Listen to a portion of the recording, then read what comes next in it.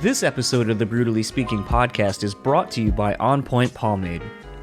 Keep your beard and hair looking on point with their line of pomades and beard oils over at onpointpomade.com. Use our code BSP15 at checkout and get 15% off your total purchase order. So thanks again to On Point Pomade for sponsoring our show.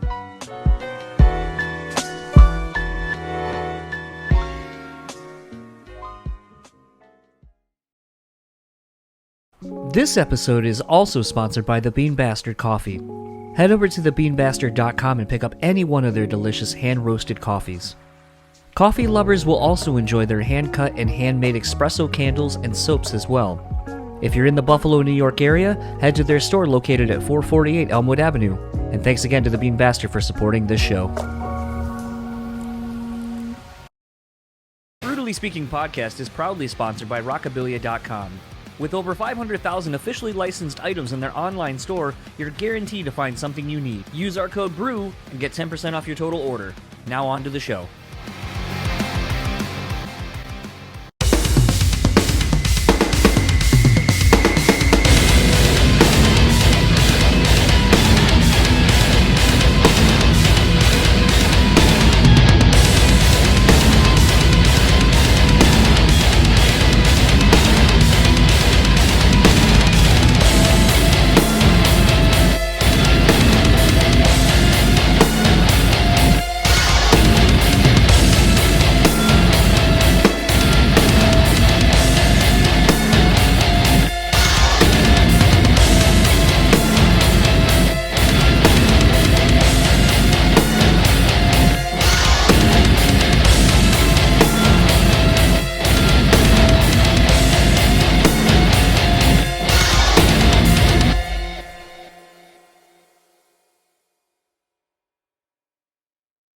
What's up, everybody? Welcome to another episode of the BREWtally Speaking Podcast. I am your host, John, and tonight I am going to try a Puff Tart XL.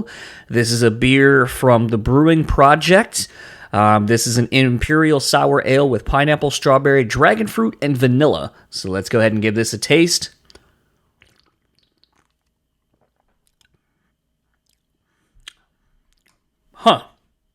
That's wow, that's got a lot really going on there. Let me so it's definitely sour.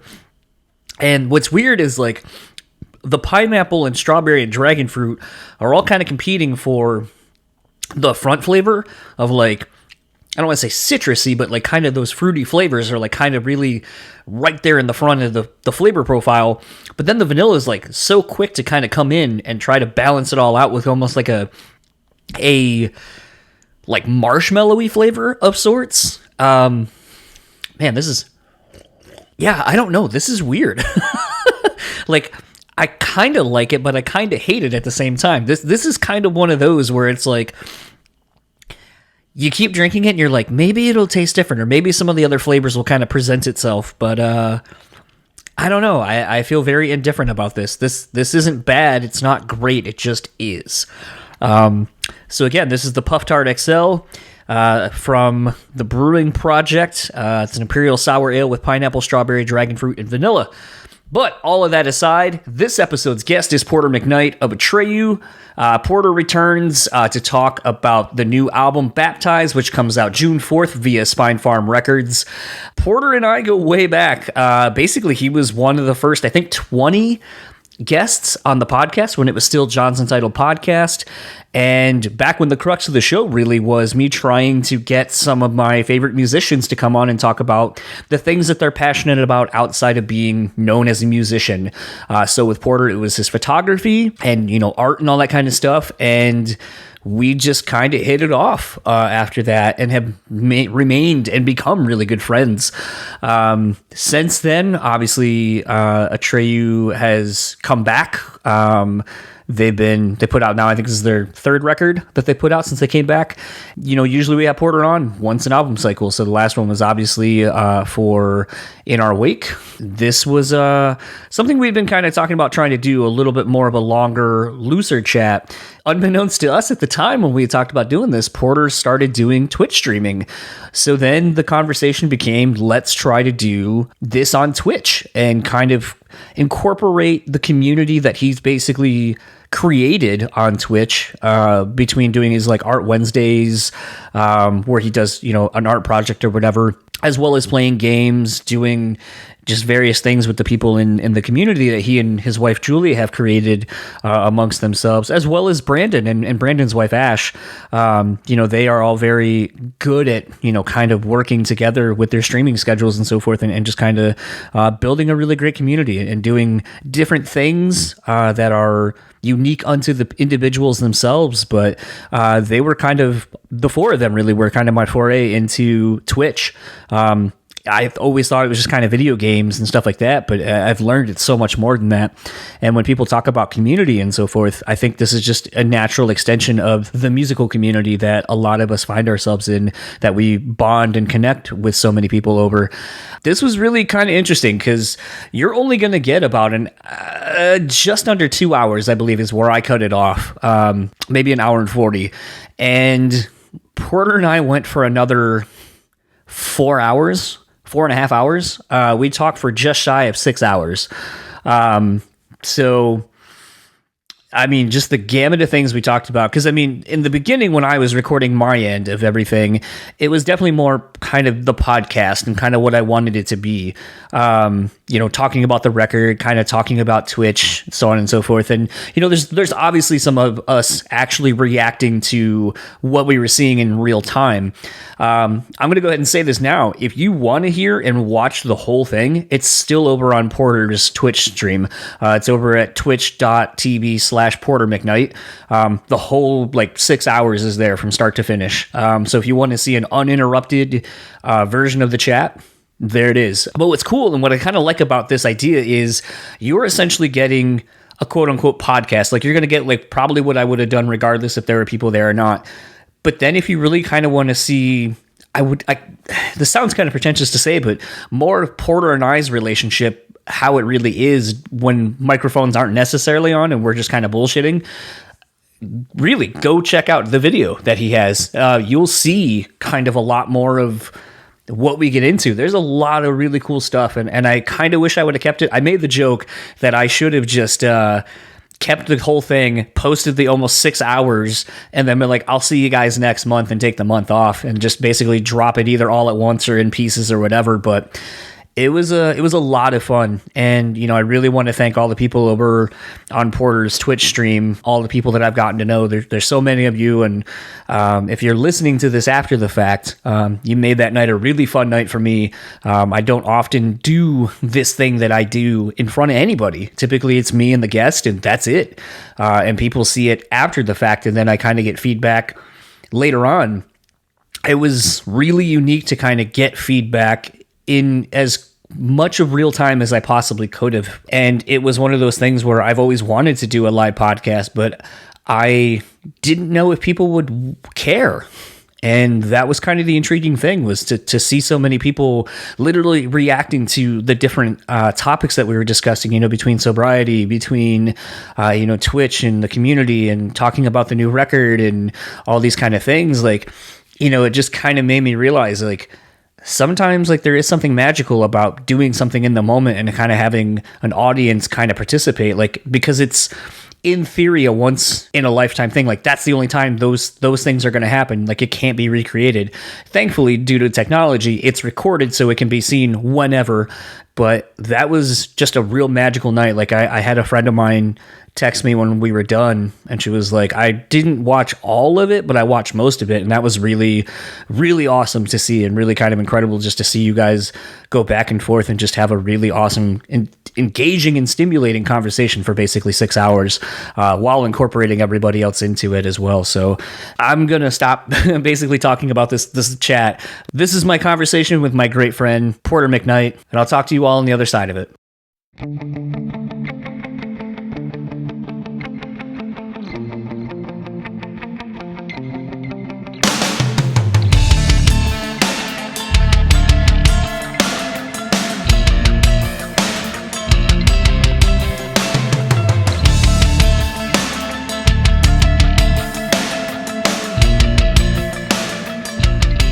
Yeah, I think this is your third time on because you came on the show when you were still living in Germany, and I think you were living out there for another year before the next record obviously came out, Long Live. Then I think we talked about that a little bit the first time. Second time was when the last record came out, and I basically got most of you guys to do various conversations. You collected them all and stuff. Almost. Unintentional Pokemon reference there. Yeah. And so now obviously we do this probably once every record cycle, but it's weird because usually this means when a new record's coming, that means there's touring coming and I get to see you potentially a handful of times. So it's kind of weird doing this and then not knowing like, hey, in 2 months I get to see you. And maybe Julia as well if she comes along. Maybe 3 months, maybe 4 months, maybe 6 months. Believe us, we're doing every fucking thing we can to be able to play a show again, friend. What is the sub goal to get you to start touring again? What is that? It's not like it's a sub goal. Can we hit that? You gotta convince promoters. You know what I mean? It's just there's so many moving parts to touring again. You know, and there's also like the respect of all the bands that actually had their entire livelihoods canceled, where we were luckily off cycle. So like, do we let them go first? How does this go? There's so many aspects. Believe us, we literally had a meeting yesterday, day before, that we're working on it. We got plans. Ooh. Yeah. By the way, someone will probably notice I have 3 different drinks going. I like various beverage options. So respect. I have my water. What do you got going? I have water. Also, I have water in this growler. That's not water. That's water. You'll see it when it gets poured into this because I don't think clear beer exists at this point. I have a nice orange cinnamon roll cake beer that I got when I was hanging out with Mark. That was what he ended up. Yes, for it, it's vodka. You're that kid in high school that just brought a jug of vodka. Yes, absolutely. And then my last one is this Anhio Old Fashioned that I looked up the other day. Trying. What was the adjective to that? Anhio. Got it. Yeah. Nice. So it's a type of tequila. It's a different take on an old fashioned. So those are my 3 drinks as of now that I will have throughout the conversation. I did love an old fashioned. Did you? Yeah. I mean, there's something, for as much as we talk about, drinking and so forth, the brew also kind of, for those that don't know, refers to kind of a play on words of brutally honest conversations. Something that kind of gets interesting and a weird knack, I guess I have. And I think Porter does too, is getting people to just kind of open up to him or us and tell you interesting things that probably wouldn't tell a stranger that you've barely known. But the flip I side agree. And you do have a talent for that. And so that's why I enjoy coming on your podcast. To connect to people and get them to like get past the layers of bullshit. Yeah. Fuck yeah. Okay. Not everyone has the ability to do that. A lot of people just talk about the weather and what they've been up to in the last 36 hours and move on with existence. But I don't like that necessarily. I mean, there's a time and a place, of course, but I like going a little bit deeper. Yeah, I think that's something and leaving the conversation enriched and uplifted. You know what I mean? Well, I think that's the thing that was interesting about when we did the first one was, I kind of was expecting it to go a little superficial, but not on your part, just on mine, because like I didn't really know you. So it was one of those things to me where when we ended up so loud. I'm sorry. No, I'm so sorry to interrupt that. Thank you for the sub, Bro Kobo. That is so loud. Is that really loud for everyone else? I don't want to fully drown it out. What is the music that you changed it to again? That's the "What is love?" That's right. Baby, don't have me. Yeah, I have to still dance. It totally broke out. Sorry. I don't have the steel. It's just too much fun. Hi, Jessica. Hi, Fina Babe. Hi, Stacey with an I. We're doing a live podcast. I'm breaking the fourth wall or something now. Thank you. I appreciate you, Bro Kobo. I'm going to try to turn that down real quick. I think I can do that on the fly. No, I can't. So we're just going to deal with it. All right. You got to turn down for what? Not yet. Once Tessie gets here. All right.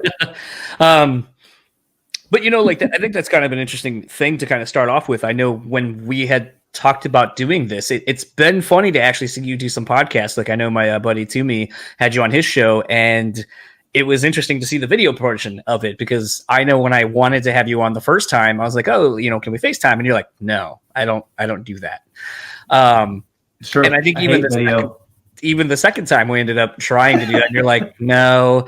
So I think it's really interesting, and something I guess we'll kick off with to kind of correlate it to the Twitch thing is, I feel like you've really come out of your proverbial shell on this record cycle, it seems, or in the last year and a half, really. What has kind of been the catalyst for the change in that? I think I've had a lot of friends. First off, I had a lot of friends kind of be like, into the Twitch world, Brandon obviously being one of them, suggesting I should do it. I'm like, fuck that. I hate being on camera, and I don't want to do any of the things that I, like designing or creating art. Like, it's been a very thing I do in solitude. And I'm the guy with back to the wall, computer facing me in the corner, so but I've had a lot of other friends suggest, and then, with everything that's been going on in the last world, and I realized how wonderful of a community that Brandon has had, and that I've just heard about all the different communities that existed. And I was like, fuck, I think that's something that will be important for me as an artist, as a creator, as a new role in this band, and just at all in this band. I really like our fans. I really like hanging out with them. I started the fucking Photo Odyssey on tour so I could hang out with people more and have a great time and do all this creative stuff. And so I was missing all of that. And I was like, you know what? Fuck it. Yes, I hate being on camera. Yes, I hate working in front of everyone. But why wouldn't I share this stuff with the world? Why wouldn't I share myself with the world and spend time with all of these lovely people? And there was also one friend that I will name drop, Danny DiGiovanni, Danny 3 Stacks on Twitch. He watches Twitch all day when he's working, or often when he's working. Hope I didn't just out him to his boss or something. But anyway, so he was just like, yeah, dude, I'd watch for sure. You have this and that and this and that. You're just so interesting with this and that. I'm like, am I? Okay. So I did it. And I was like, I had to overcome a lot of fears, and I'm not going to lie, every time I see myself on the camera, I still get weirded out, but it's awesome. And the people that are listening to us now live, they're fucking wonderful. It's silly how wonderfully kind and uplifting and creative and inspiring this community is. My wife Julia and I, she's a part of this as well. She streams too, and we created this community together in Discord as well. And it's just every day it's fucking mind blowing how kind these people are and how warm these people are. And that's kind of mine and Julia's goal in this existence, is to uplift and inspire and to help people grow into the best versions of themselves, not tell them how to do it, but help them find the best version of themselves. And then the world's a better place, even if it's just one or two people. And so I know that sounds silly, but I enjoy that. I enjoy helping. I enjoy uplifting and inspiring, even if it's just us playing games and having fun together, or, drawing or whatever it may be. It's just fun, man. What's interesting about you saying, that you and Julia kind of collectively have, set out a goal in mind for what you wanted to do with your individual communities between, each of your Twitch channels, but then collectively between yourselves as the McKnight Castle and all that kind of stuff.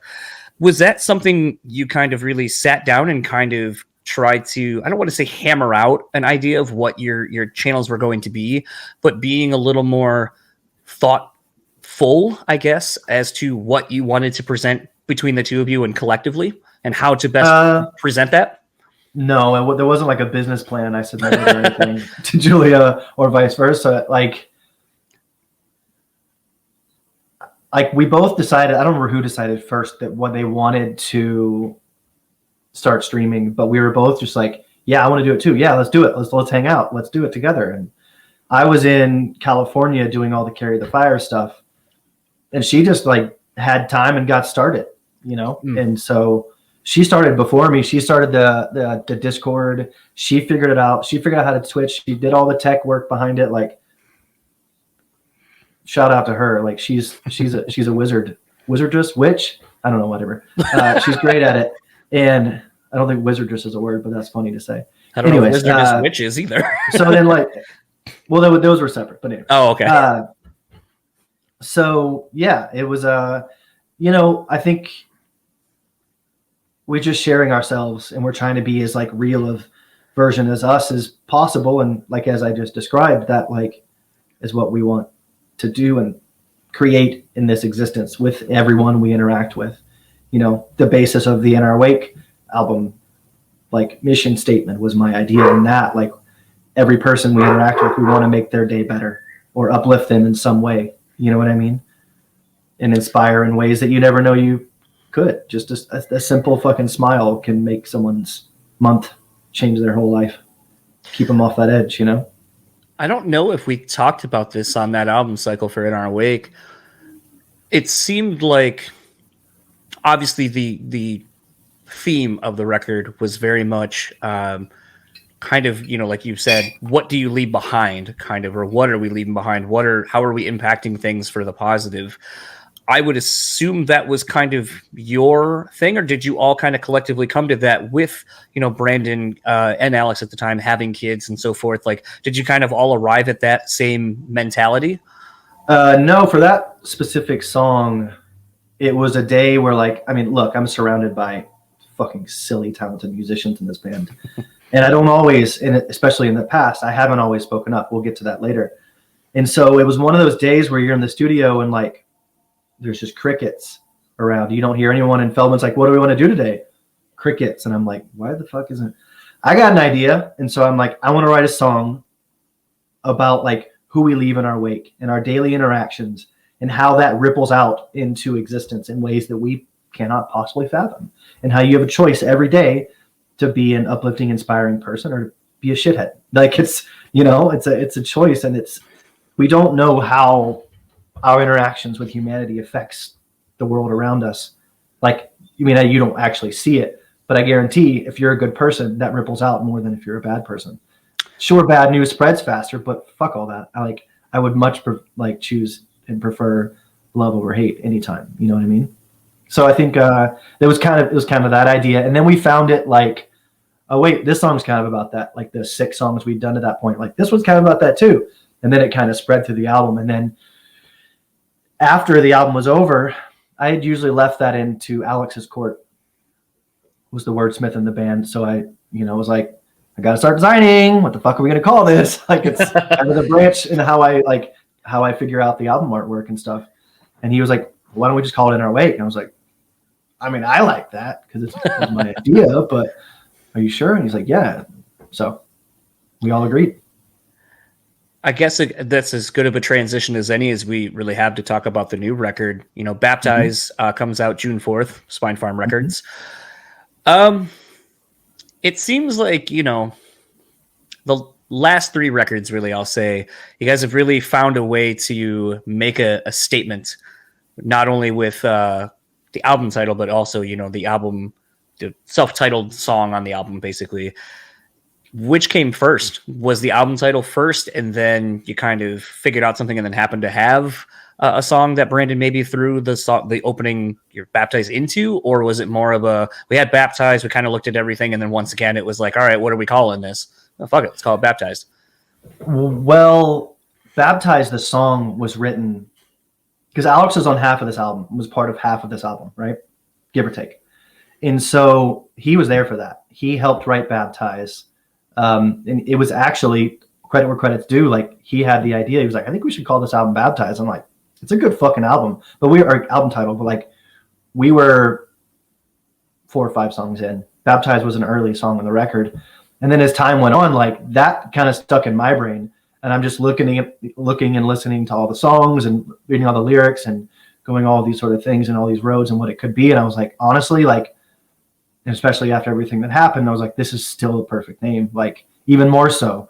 And a lot of the record is about where In Our Wake was that like external sort of like how you affect the outside world. Like this has been an internal one for us.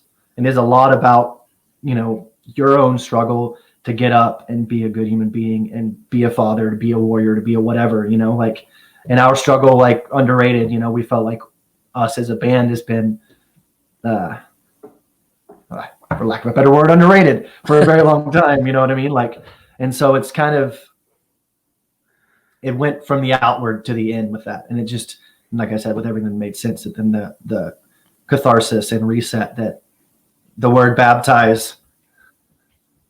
I love hearing this song. Sometimes in interviews, you can just get you get tired of hearing yourself talk. I'm just yelling, probably. You get tired of hearing yourself talk and you feel ridiculous. And then now when what is love? Comes up. Thank you for the gift sub, Bro Kobo to Ponyboy. Oh, that's legit. Thank you, Ponyboy. I'm sorry I can't directly react as much as I normally would, but I really appreciate that. And I'm glad you just got a sub. Thank you, Bro Kobo. Okay, sorry. Sorry, no, podcast listeners. It'll be the beauty of editing to a degree. No, leave it all. Okay. I'll leave it untouched. More or less. Unless I embarrass myself. So, something I thought was kind of interesting, being a longtime fan of the band that I was looking forward to was, you're not new to doing vocals on the records. And I would say over the last couple, you've actually been more involved on the songs. Like even on the last record, you had your own verse, or was it actually a bridge section? I think. Bridge. So, I mean, at that point, we've been seeing more or hearing more of you, I should say, but this is the first time where you're really, really featured. I know that, I don't know if anyone's really ever asked you about your vocals, as far as do you warm up, exercising, do you take lessons and so forth, but was this maybe a little bit of a challenge having to do so much and knowing potentially that you're going to be doing so much for the live stream that you were at the time working toward? Did you go and seek out some vocal lessons, or do you just kind of fly by the seat of your pants with that? I guess that's a few questions in one. Multitasking.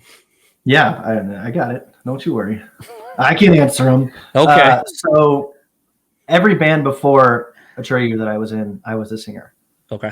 And so I'm well versed in writing verses, writing lyrics, writing songs, writing melodies, being at the forefront of it, being a front man, what that takes, both at a songwriting perspective and a stage concert level perspective. That was worded poorly, but you get my drift. And so I was ready for that. And when I joined Atreyu in 2004, I kind of stepped in as a bassist, and I looked around and I was like, clearly I knew who they were, but I was like, you're a great singer. You're a great screamer, front man. You're doing all the lyrics for the most part. You guys are really fucking good songwriters. And I was like, all right, I'm just going to support everyone and uplift. And when someone needs help, I'll be like, what if you try this instead? Or what, maybe this lyric, maybe that part. So that was kind of my role for a very long time in this band. And I was happy to do it. It was not anything I'm just fucking happy to be there. You know what I mean? I enjoyed the experience. And I'm not a type of person that I crave the center stage, or I need to be put my ego on fucking everything. You know what I mean? So I think after our break, after Congregation Before Long Live, I think all of us really had a good amount of time to find ourselves. The dudes had never really done anything but Atreyu in their entire life. So they had a lot of time to go and explore that. I was already in school for graphic design.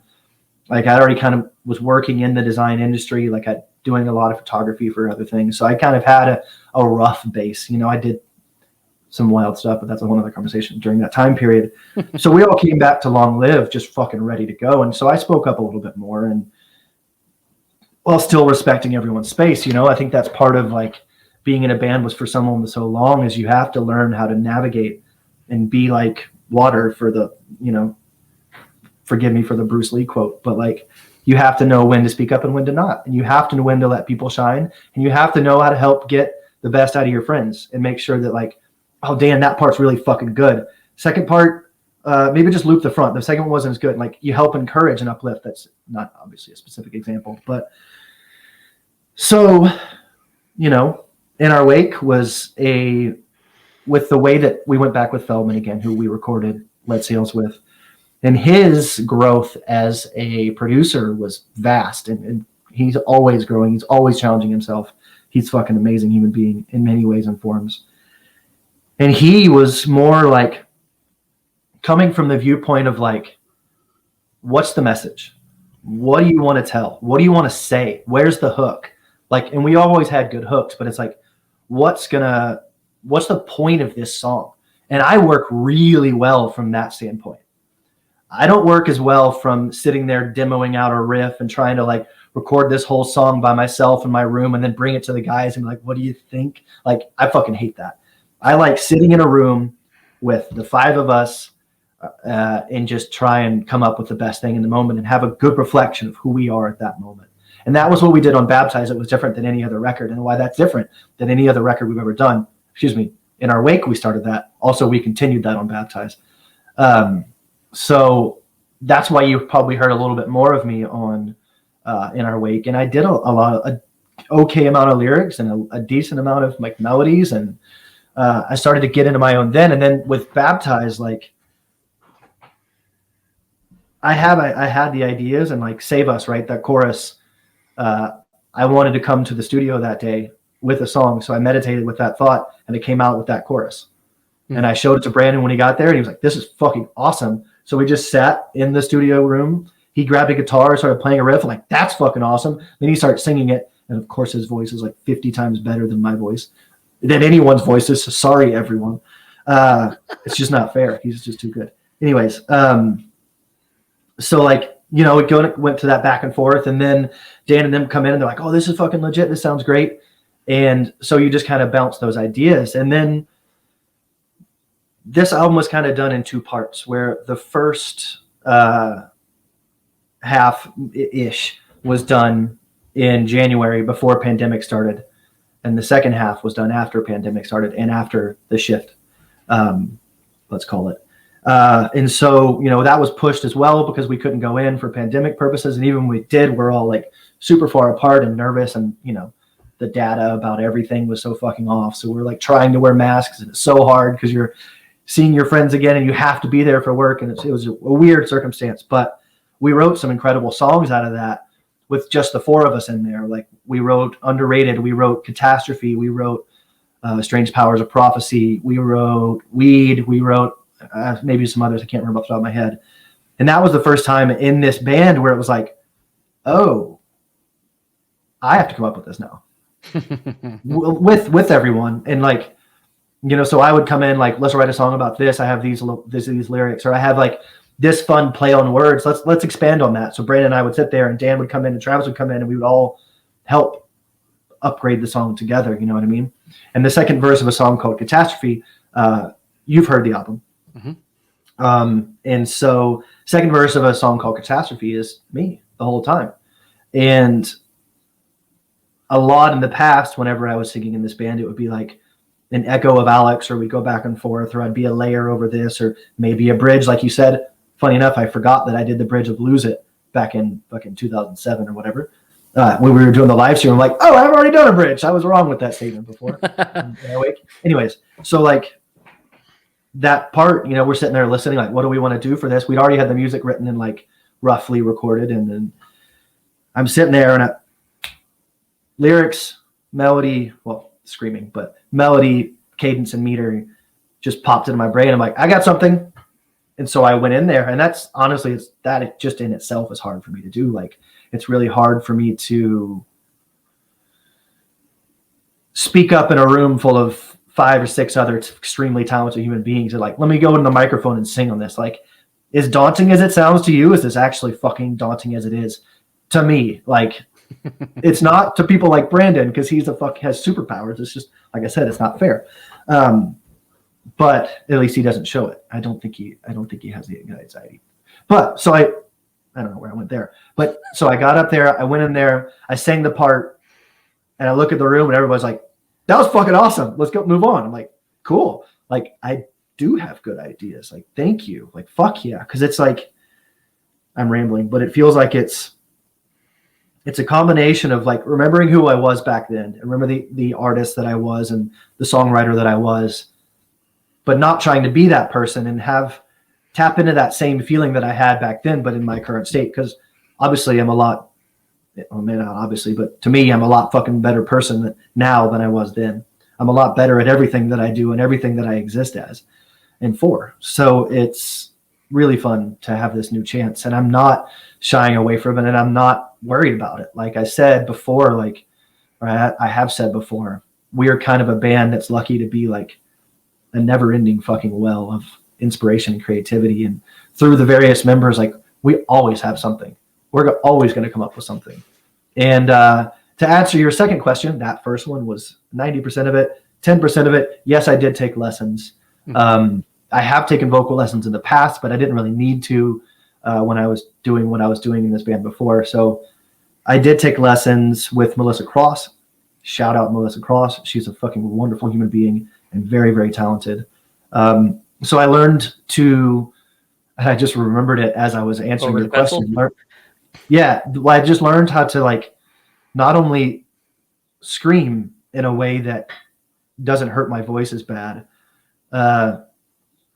but sing in a better way and talk in a better way. And I honestly, I've been forgetting it, and I need to get back into those motions. And that, we haven't been fucking doing anything in this pandemic. So it's, oh, thank you for the purchase, Fire Lord. That's so kind. Sorry. And so like, it's a whole like reshape of how you talk and how you like literally our conversation, the whole first half of it, I was speaking properly. And so now I need to like retrain myself to remember how to speak in a way that is not hurting my throat and my vocal cords. You know what I mean? And so it's a whole reshape of it. And I love it. I really enjoy it. I don't think it changed the way I scream. Like she does something called fry screaming that it's a lot of singers in our world use, but I just fucking can't do it. I don't know if it's because I've been screaming one way for almost 20 years or what, but I can't do it yet. But even what she's taught me, I can translate in a way that makes it better on my voice, I feel like I went on forever there. All right. Hydrate. How, something you said in that actually was really intriguing to me, which was, this is now basically the second time in, we'll say what, like a decade or less, that you've kind of all had to refigure out the band dynamic and how you all work together. What was that like going into this? Because I feel like, with Long Live and coming back on that you're then kind of setting, and this will kind of parlay, I guess, into therapy, because like something, we have discussed, you and I, and on the Twitch stream as well on occasion, is, mental health and therapy and so forth. And something that I was struggling with in my life and in work and even doing this as a secondary job, quote unquote, was setting boundaries. And, something that my therapist had kind of told me is that, it's one thing to set your boundaries, but if you don't vocalize them to people or tell people or express when they're being impeded on, no one knows. Like, just because you set a boundary, you have to vocalize it. You have to uphold people to it. Otherwise, no one knows where those boundaries lie. Mm-hmm. So I could see the same thing happening in the band dynamic, where when you come literally back, did that today, by the way. I had a moment I had to do it. Anyways, go on. But I was going to say, it would just seem like there would be that dynamic when you're coming back, where you're like, okay, like we're coming back, this was the dynamic. Maybe, we got to figure out how we all fit together again. And, as you were kind of explaining, that's you kind of finding your voice a little bit more than maybe you had previously. And now here you are, on Baptized, and in the situation that happened, you're having to reshift the band dynamic again, and kind of everyone's got to pick up a little bit more slack where maybe they didn't have to previously. And I feel like that's an interesting thing, maybe that not a lot of bands will have gone through so quickly after having maybe already done it once before. For sure. I think, and I say this with all due respect to the past and our history, but the majority of the core songwriting and the majority of the moments where the four of us are ready. So we already have a very, very, very good dynamic, and we already have a very good writing dynamic. And like, most of the songs we would get fleshed out almost to the end. And then we'd be like, okay, Alex, here, what do you got lyrics? Do you have an idea for this? Where are you putting it? And then he would give his stamp, and then we would go bring it back in and all do it together. You know what I mean?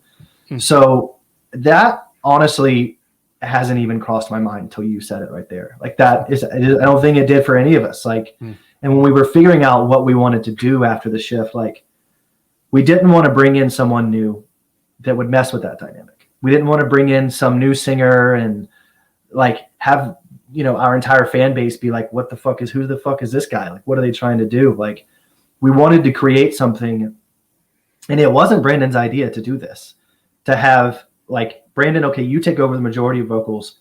Let's get Kyle on drums. Like in 2019, we did a tour where Alex, sadly, like 3-4 days before, was like, I can't go to this massive Europe tour where we're playing in front of fucking 60 to 90,000 people in Germany at Rock am Ring and Rock am Park or Slam Dunk, these massive things. We're like, we have to go. And he's like, I'm sorry. We're like, fuck. So Kyle came in. He was our drum tech. He's been our friend for a very long time. He's just an excellent human being. I cannot stress that enough. He's a wonderful, wonderful man. We had him come in, not even a single fucking practice in stateside. We had one practice in York, England, and 9/10 of it was technological difficulties. So we went into those first shows with like, you know, how the fuck is this going to go well? What the fuck's going to happen? Like, oh goodness. And it was really fun. It was really, really fun. And that whole tour, we had an amazing time, and the dynamic didn't shift at all. And Kyle's place in it, like he uplifted everything, kind of like, whether it was intentional or not, like what I said I wanted to do when I joined the band. Like, I just want to help people out. And he's just such a chill, good human being. And he's a great drummer. He's not as like Hulk smash as Brandon, but he still hits really hard in his way. And he has like a really good groove. So like, that's the only thing that I think maybe on the next album with Kyle being there will be a little bit different. He wasn't on this album at all. He sang on some songs. So like Strange Powers of Prophecy has 5 people singing on it. Save Us, that second verse, has all 5 of us singing on it, which has never happened. So I think I answered your question there. Yeah. Ish. Yeah. No, I mean, it's just, it's interesting because, you know, I've made the comment plenty of times on, you know, I think in my chat with Brandon, you know, that it really wasn't until the Death Grip DVD that that we as the fans got to see that Brandon actually does as much as he does for the songwriting. Mm-hmm. That was the first time where he's coming in and he's showing, you know, here's this riff to Dan in the studio. Yeah. And you're like, what the fuck? The drummer can play guitar. Mm-hmm. And then you learn that Brandon basically writes, you know, as much as he had been. And that was really interesting. And, you know, I think a lot of times we don't get to see the inner workings of bands so often. So we just assume, oh, the singer probably writes all their lyrics, or this person does this, or this is kind of the defined roles that we assume. I think Seven Dust is a really great example where you have, you know, finding out that, like, when I found out LeJean doesn't write most of his lyrics and it's Clint and Morgan, my mind was blown. But it's like, oh, but you have, like you said, you have Morgan, who's a phenomenal drummer, amazing singer, amazing screamer, writes really great songs. Clint and everybody in that fucking band is a powerhouse. Mm-hmm. But sometimes in any relationship, when there's more people, you need to kind of find what works. And if you know, egos aside and all that kind of stuff, if everything's working, then that's just kind of what you need to do to make the best version of whatever that thing is with those people involved. So it was always kind of interesting from the Death Grip DVD forward, where I was like, oh, wow, this is really interesting to see. This is how Atreyu's dynamic works in a songwriting sense. And then you kind of start being able to go back and kind of go, oh, well, I wonder if this was kind of a Brandon song, or how much of these songs Brandon had really been writing all along. So that's why when this whole thing happened, everyone's like, band's going to not sound the same. It's like, well, I guess you haven't done your homework, because if you would have at least watched that DVD, you would know that really not much is going to change other than just a voice now not being a part of it. But all the familiar voices are still there and present. That you and all most of those same people didn't realize like how much my voice was there. Right. So it's really, I mean, it's, with all due respect, it's not a massive, massive shift. And we wanted to create that feeling for people that knew that at least that was how our dynamic worked. And, once again, that was why we brought in Kyle as well, because we knew how well he worked with us. We knew how fluid he was. And it turns out, I only learned recently, Kyle writes riffs too. So like, fuck yeah, man, bring it on. Let's hear this. Like, I'm excited to see where that goes. I had no clue he was such a songwriter for Hell or High Water and that stuff, and all the bands he's been in. Yeah, I mean, can't wait to talk to Kyle eventually, because he's done a lot of really interesting stuff. Kind of shifting gears a little bit more to the live stream, you know, that was one of the first times we got to see this iteration of the band playing live. And I mean, you kind of already hit on one of the questions I would have asked, which was, you know, how much prep went into kind of taking care of your voice so that you were, you know, putting your best foot forward. But you kind of already said that you had taken some vocal lessons and so forth. You know, it's now, I think, been known, especially those of us that follow you here on the Twitch thing, that basically beside performing the actual sets and rehearsing, you did, I think, all of the visuals basically that accompanied, that we saw on the background screens and that were being overlaid on during the presentation, correct? Mm-hmm. I did, yeah. Is that the first time you've embarked on something to that level, like basically creating literally the visuals that are accompanying a stage show? Yeah, I've never done that before because we've never. Atreyu had a video wall in like 2006 or something on a tour we did. We were the first band to tour with one. The video wall, fun fact, the video wall we got was like Sting's video wall or something in fucking MTV Music Awards, and then it went to us, and we were the first band to have that, and like no one was doing it at the time, but it was like Microsoft Paint, like pixel art, like live, love, burn, die, spinning or something. You know, it wasn't an actual like proper video. And you know, we've had it on like we did a summer tour, like Mayhem or one of those tours had a video wall behind us, and we just played the movie Metropolis behind us the whole time or something. But we'd never done proper production with that sort of stuff. And so we were gearing up for Carry the Fire, and we knew what we wanted to do, and we knew we had this massive fucking video wall at this venue. And then it came down to everything, and it was like, oh, like that's really expensive to do that. That guy is like going to charge us a lot of money. And it was a practice. We were all like rehearsing for it. We were deep in it, and it was like a week and a half away or something. No, not even. We had like a week, and like it needed to be done on Sunday, and it was like a Tuesday or like Monday, something like that. And so I'm like, they're like, management's like, who are we going to find? Like, do you know anybody? I'm like, I know this guy that could do it. I know this person that could do it. What about this? I'm like, but what happens on fucking Friday if we get it? And then I'm like, I hate it. You have to change everything. I'm like, and that idea just popped into my brain. I'm like, oh, fuck. I can do it. And everybody's like, are you sure? I'm like, no, but we're going to hate anything else anyone's going to do. And so then I correct from what I said when we were talking before this. That was the busiest I've ever been in my life. I woke up at like 6:30 a.m. every fucking day for 5 days, and I worked until I couldn't work anymore. And I was learning all the songs, rehearsing with everyone, doing the work that I had to do for my job, like my day job, on top of that. So like that was the most I've ever had to do anything ever. And I don't know how to do that stuff. I just got the video wall size, and I got access to a stock footage site. Thank you very much, Tyler Troutman. And I just went for it, man. And I had like, I've learned a lot about editing since, but I had my MacBook Pro that just couldn't handle it. And I guarantee, like, if I had the PC I have now, it would have been like half the time. But it was fun, man. And it was really fun to like listen to the songs and just make my own music video for 22 fucking songs or whatever, you know? So yeah, I really enjoyed it, man. I really, really enjoyed it. And I would happily do that again for tours or whatever version things we need to do. Is that something where you picking up ancillary work? Because, you know, that's been kind of the fun thing too. Not so much for the hangs we try to do when you're on tour. And you're like, hey, I got to go, like, you know, on the Disrupt tour, it was like, hey, I got like 10 minutes and then I got to go, you know, get ready for our set. And then it was I would like to hang out, but I got to get ready to film circus set. And then, you know, doing all that kind of stuff. So I know you do a lot of digital marketing, basically, for a lot of bands to use for social media, as now the content is king. Is that something maybe you would like to start picking up more of, is kind of doing and being kind of more of a visual person for like to kind of create those things for other bands?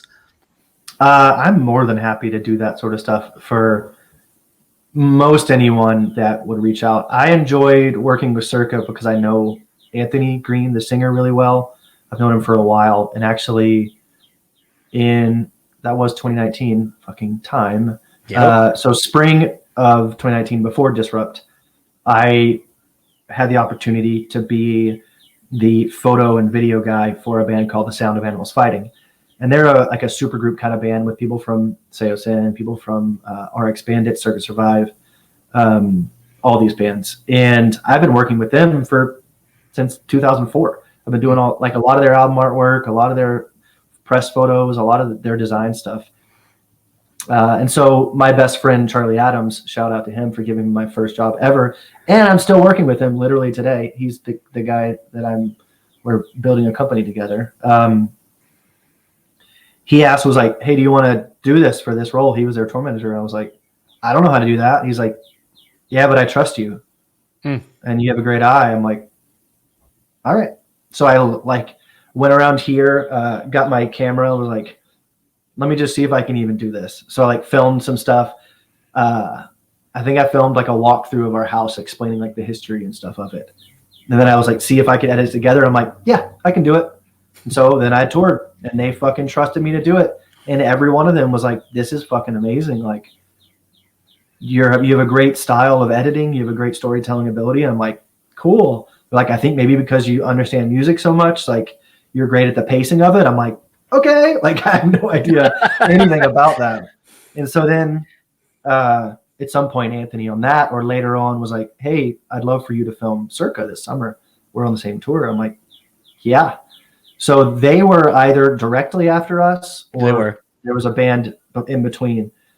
So most times I would change out of my sweaty fucking clothes, get into some shorts because it was so hot, and then go film Circa and do photos for them, and then spend the rest of the night editing all night. So that was my entire month and a half long of that summer, and that's the best of both worlds for me. That's getting to play a show and do that, and then immediately getting to be photo creative, and then I actually do love editing. So it was really fun, man. And so yeah, I would love to do more of that sort of stuff.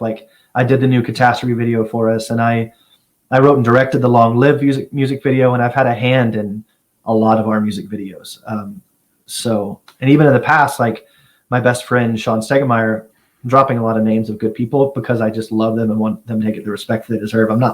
They're not super famous people, I don't think, but they should be because they're great. Anywho, backtrack on that statement. He did The Theft.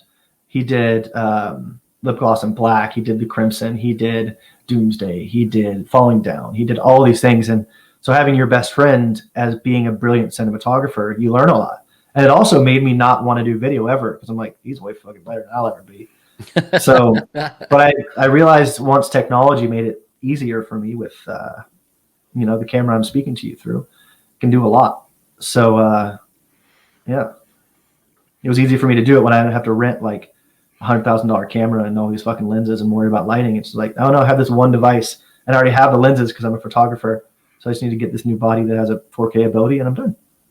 Right. So, you talked about one of your passions being playing in front of bands, obviously, or playing in front of fans, I should say, and then getting to do more of the creative of editing videos and so forth. The live stream, I should say, was kind of interesting because it's the first time we've seen you kind of take center stage outside of that European tour. I don't know if you actually did what you did on the live stream where you took over for certain songs like that and had Kyle switch. Did you guys do that on that run too? So you kind of knew you could, or no? Okay, that was a new thing. The only thing like that we did on that European run is we had Brandon just go play drums for "You Could Love a Bad Name." Okay, and Kyle just dance. He's the Prodigy interpretive dancer. Yeah, he's a hype guy. But the Mighty Mighty Boss Tones hype guy. Right. So no, we had I don't know where that idea came out. It might have been a Brandon idea. It's yo, you should just, because Kyle plays everything. So he's why don't Kyle, you just play bass and Porter, you go sing? And I was like, that sounds fun. I've never done that. I've always had an instrument to hide behind when I did anything like that. So it was and I didn't practice in the mirror or anything. I probably should have, but I didn't and we just, at rehearsal, you don't really do any of the standard shit you would do on a show on rehearsal besides play the songs. So I went up there and just did it I did Bleeding Mascara and Battle Drums, I think. No, and Can't Happen Here. Yeah. Yeah, because there's no bass on Battle Drums. So Brandon and I just fucking Linkin Parked it. It's called Battle Drums, not Battle Bass. It's true. And so there is, but I think it's very minimal. So I think we just had it on track. So yeah, man, I liked it. I think I grew into it as time went on. I felt like I was a little bit nervous for the first night was Bleeding Mascara, right? And the second event was, by the second one, I was a little bit cooler with it. I did some like dwarven hammer smashes and stuff. It was fun, man. And so I look forward to doing more things like that. I look forward to,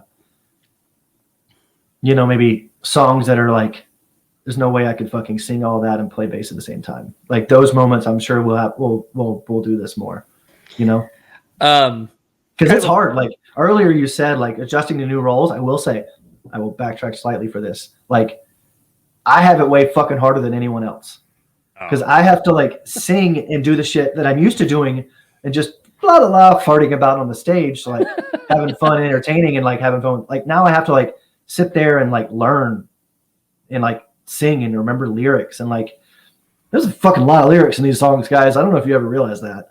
So that's a whole new thing for me. Well, that's like even going back to like lip gloss. Like I think if you had to try to play that and sing it, there's not a whole lot of breathing in that during the verses and stuff. I can do that one. Lip gloss was fine. Well, right. But I think sometimes like if you're not the one doing it, then you kind of end up being like, oh, I guess I never realized how breathing patterns or things like that. Like you're not necessarily aware of it because it's not what you need to do for those songs. But I feel like Crimson, for instance, is going to be a nightmare. So I'm going to be like, Kyle, come on get down over here. Like whenever we have to tour again and play those songs, like we get to tour again, I should say. When I guess it'll really kind of determine when touring starts and you guys start picking a set list, maybe that differentiates the one that we saw live. But have you identified maybe differently with songs or certain songs now that you are the one singing more of them? That's a good question, and I haven't really thought about it. We talked about playing like Untitled Finale live. And so Brandon and I are kind of like wholesaling the parts, like I'm like, because he's got a great screaming voice, as you'll hear on Baptize and you've heard on Baptize. As well. It's just we have different roles in that. So I think the majority of the longer parts I'll do and the kind of in between. And that, like I did some singing parts on X's and O's and parts too, which was really, really fun. And honestly, like we just haven't had enough time to digest this new lineup. Like we rehearsed the fuck out of ourselves for that first live stream, but like it's different playing live versus practicing. And also like I wouldn't count a live stream playing live. Like it's just weird. Like there's no one there. You just hear, Brandon's wife, Ashley, be like, yes. And you're like, hey, Ash, I'll get a drink real quick. Okay, we're starting, because we had everything timed. It was super quick, if you guys remember. So, yep. Yeah, I lost my train of thought there. No, I mean, let's talk a little bit about the new record. I know that's kind of why, we're doing this. Excuse me. One of the songs you've already talked about that I thought was really killer was Weed. It just kind of is a really driving song. It's kind of got a bit of a different vibe than I've really heard you guys do up to this point. Can you tell me a little bit about that one? Maybe, the impetus for how that song came about? I think it was simply that we wanted to write a really powerful driving song and do something that wasn't on the record yet. Some of the albums end up like that. We were like, okay, we have 13 songs. Is this it? Like, what are we missing? Do we want to leave this? How many is this going to be? Like, fuck. And so I think Weed was definitely came out of that feeling of like, what do we need? And so we went for it, And I love the fact that we named the song Weed. Yeah, it took Brandon loves it too. Because like when I remember when looking at the switch the lights, I'm not ignoring you. No, you're good. When looking at the track listing, I was just like, Weed, and I was like, what the fuck? What is this song about? And then like when it came on, I was like, God damn, this is a killer ass song. Really enjoy this. And then Dead Weight, like it's kind of tough because like I've been listening to the record and I've had it for almost a month at this point, I think. So I forget, like, because I know, like, you're talking about Catastrophe, and I'm like, wait, is that out? Is it not out? Like, because we were joking about how I'm old. It's not.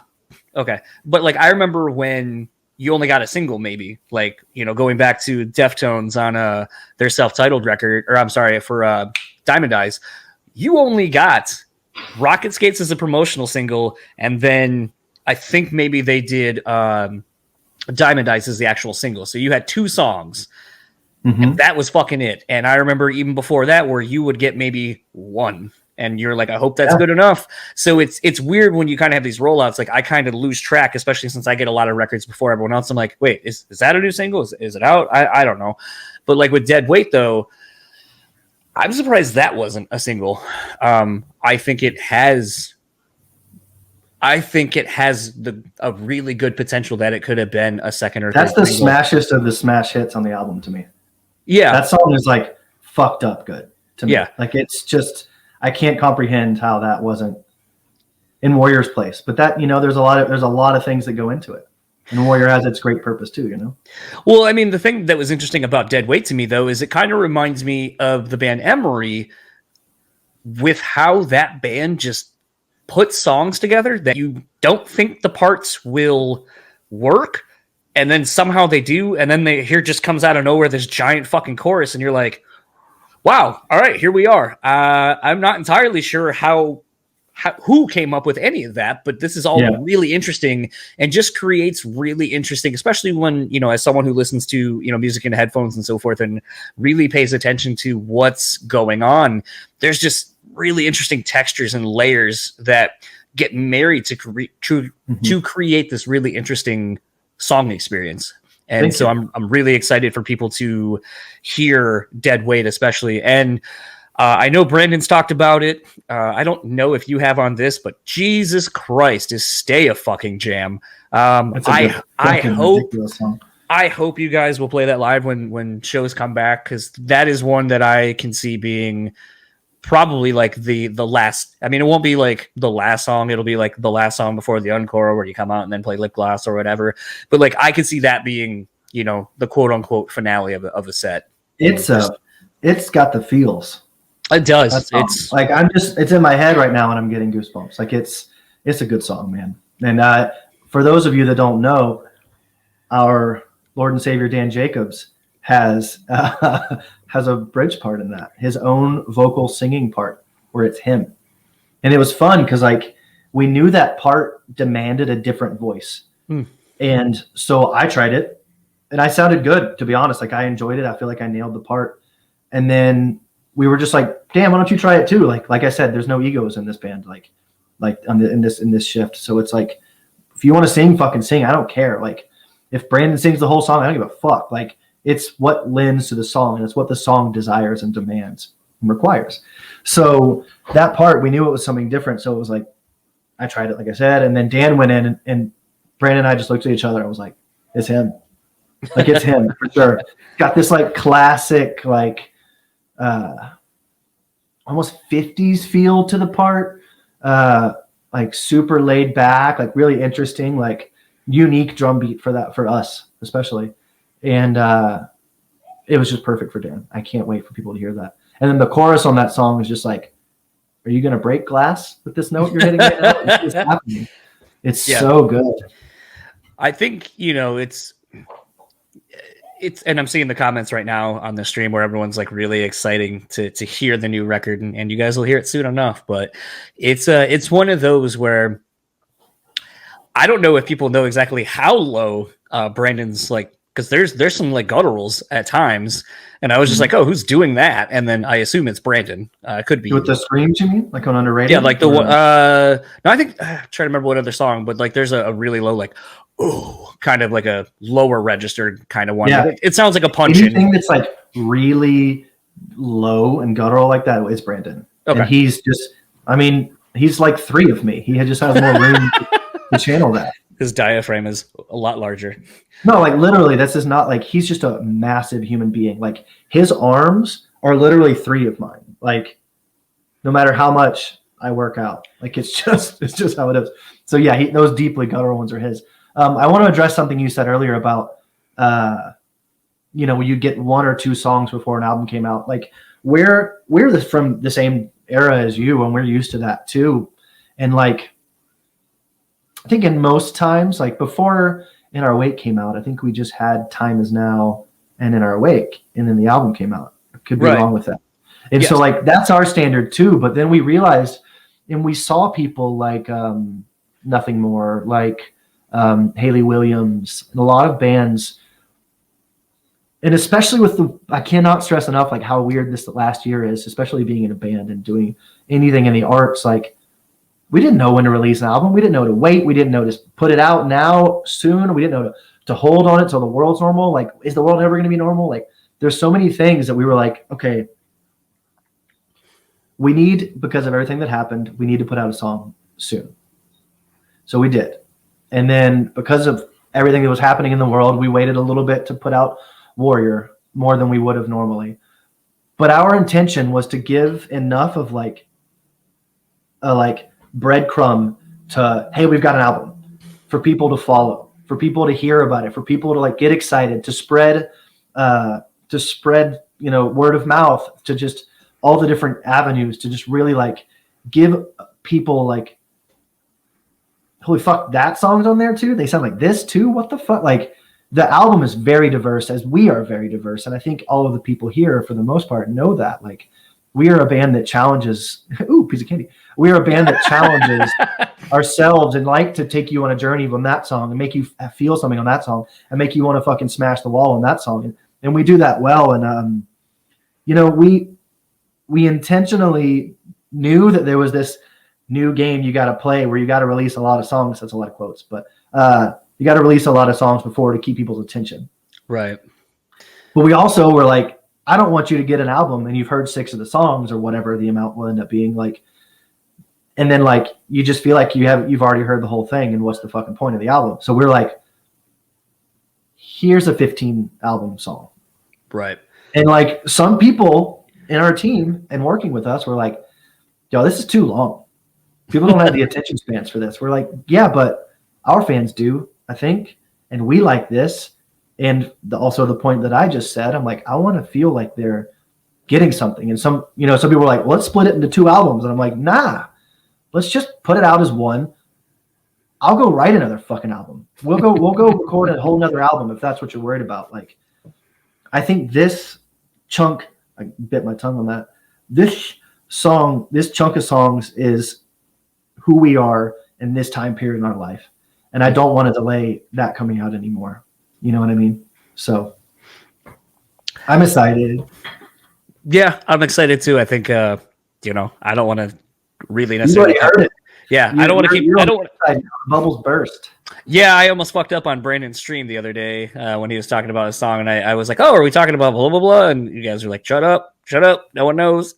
And I'm like, "Oh yeah, that's right, no one knows." I think it's all hype. Like that's why I've kind of been alluding to certain moments on the record, because I think it's all just getting people excited. And and I think if like you give a shit about our band enough to join on this here Twitch stream with me and listen to this podcast, then like you deserve that piece of candy, you know?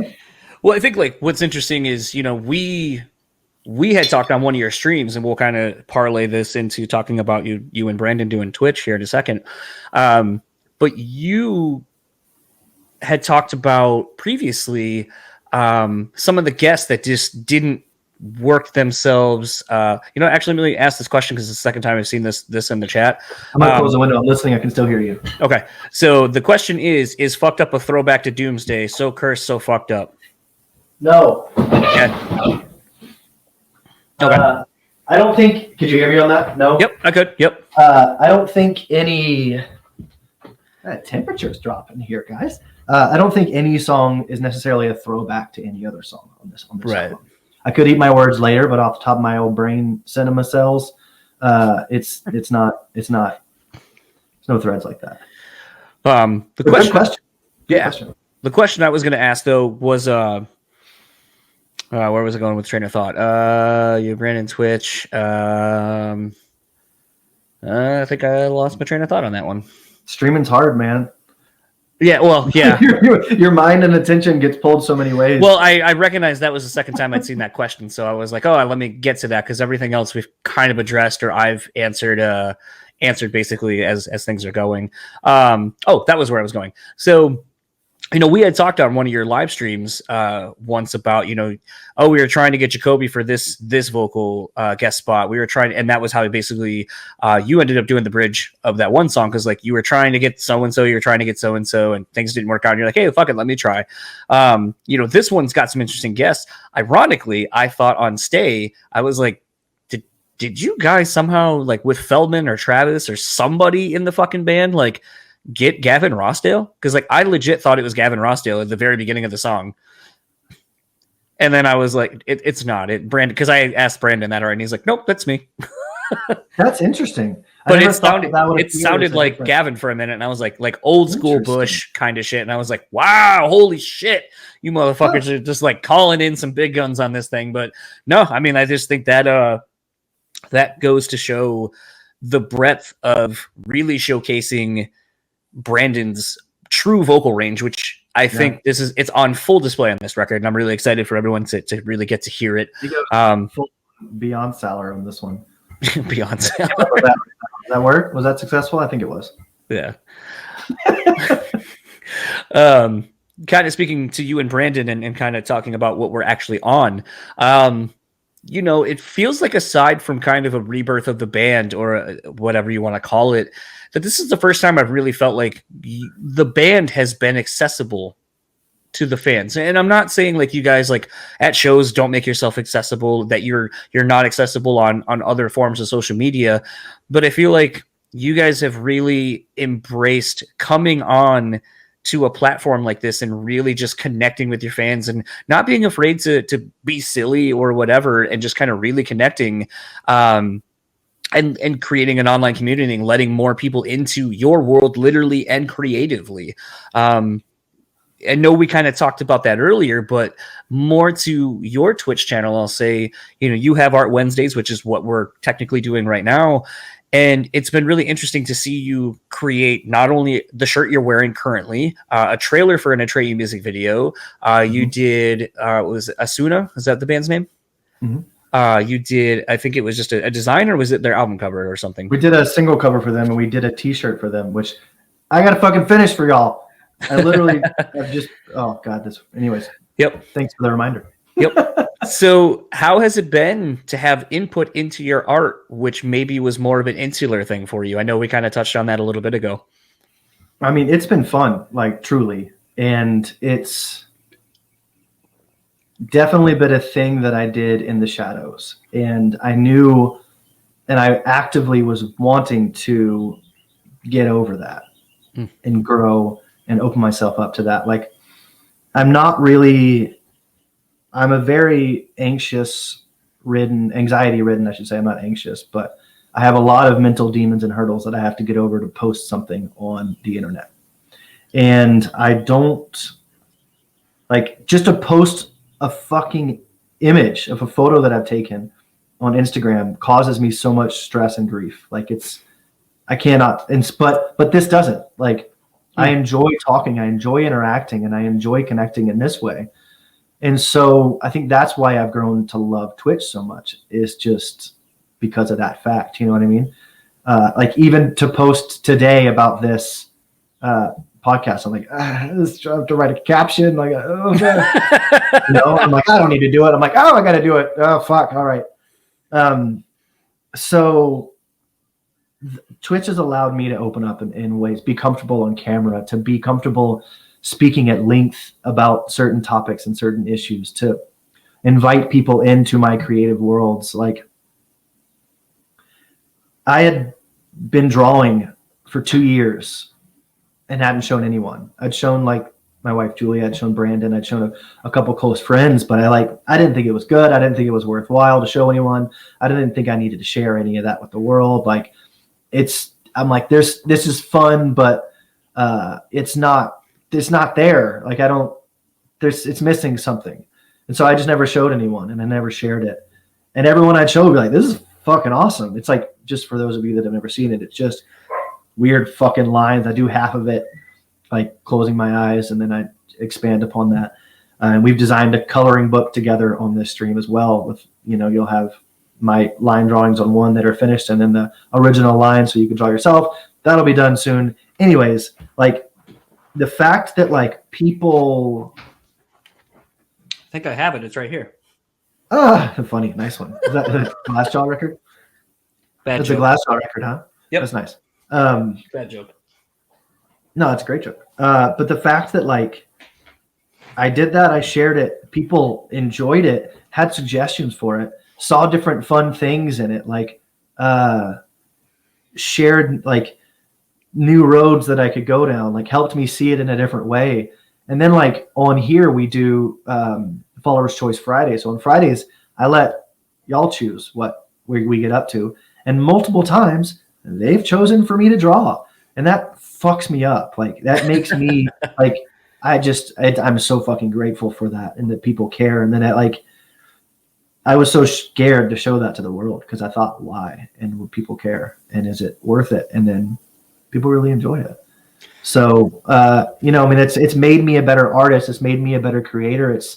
It's opened myself up to the world that in ways that I just never did before for fear or insecurity or whatever. But like, as we've discussed through therapy and just life and getting older, like, why would I hide myself? Why would I be afraid of fucking anything besides, like plane crashes and shit? Like, but like, why exist like that? Why live in a shell, afraid to speak out and to share yourself with the world? Like Brandon said something on his like Twitch birthday 12-hour stream, talking to someone, I think to Young Gun Colt. And he was just saying like, he was excited for me to do this so the world could see my wit. And I was like, I'm witty. Like, he was excited for people to see this. What? Like, and that's just to hear that I have this side that he didn't think people got to see, that I didn't even know existed. I was like, oh, fuck. Cool.